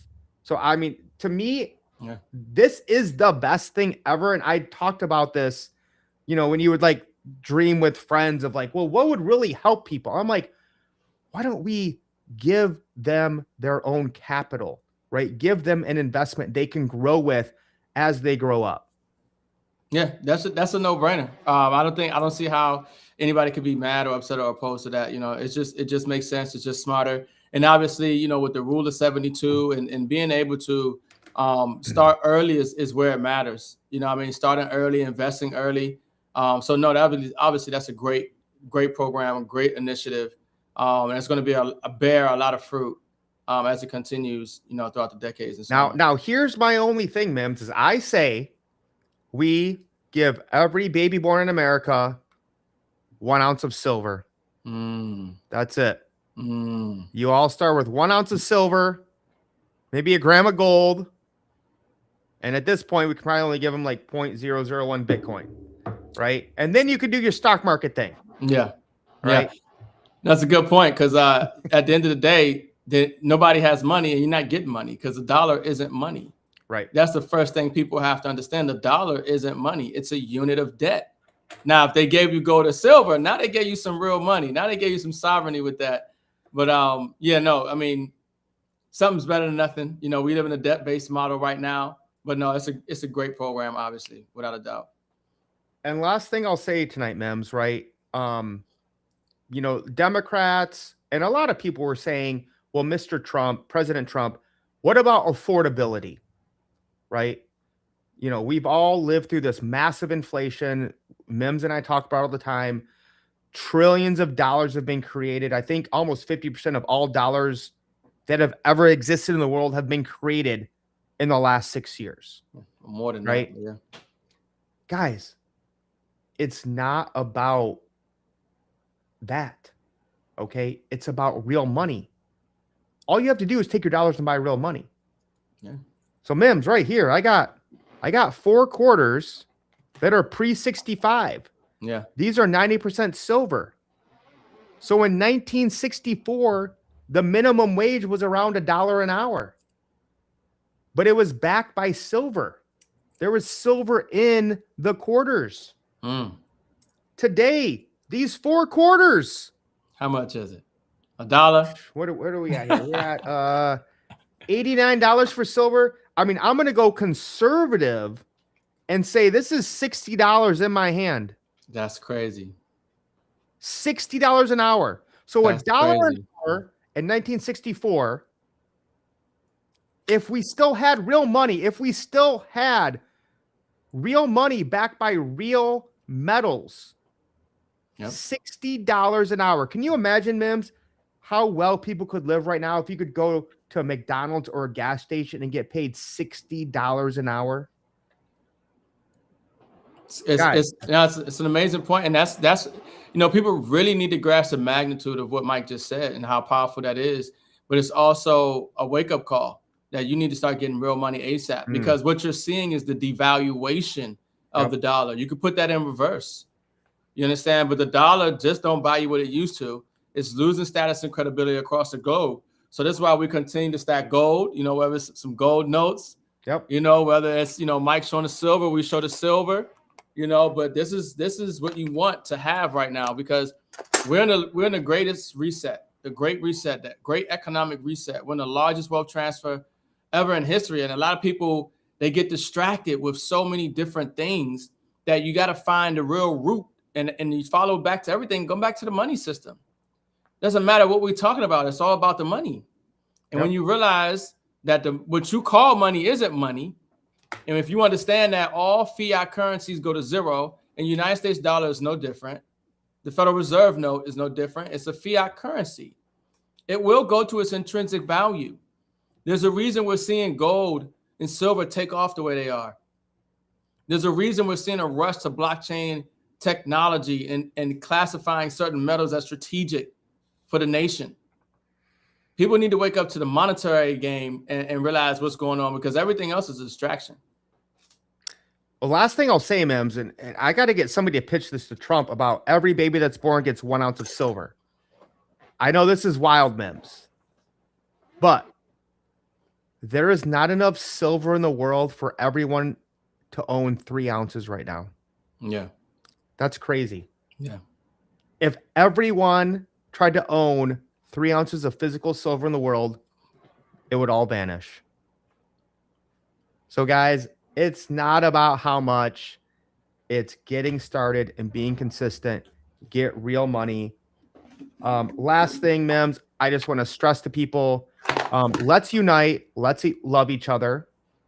Let's see what we can agree on and make America a better place. Make America great again, and get rid of these central banks, right?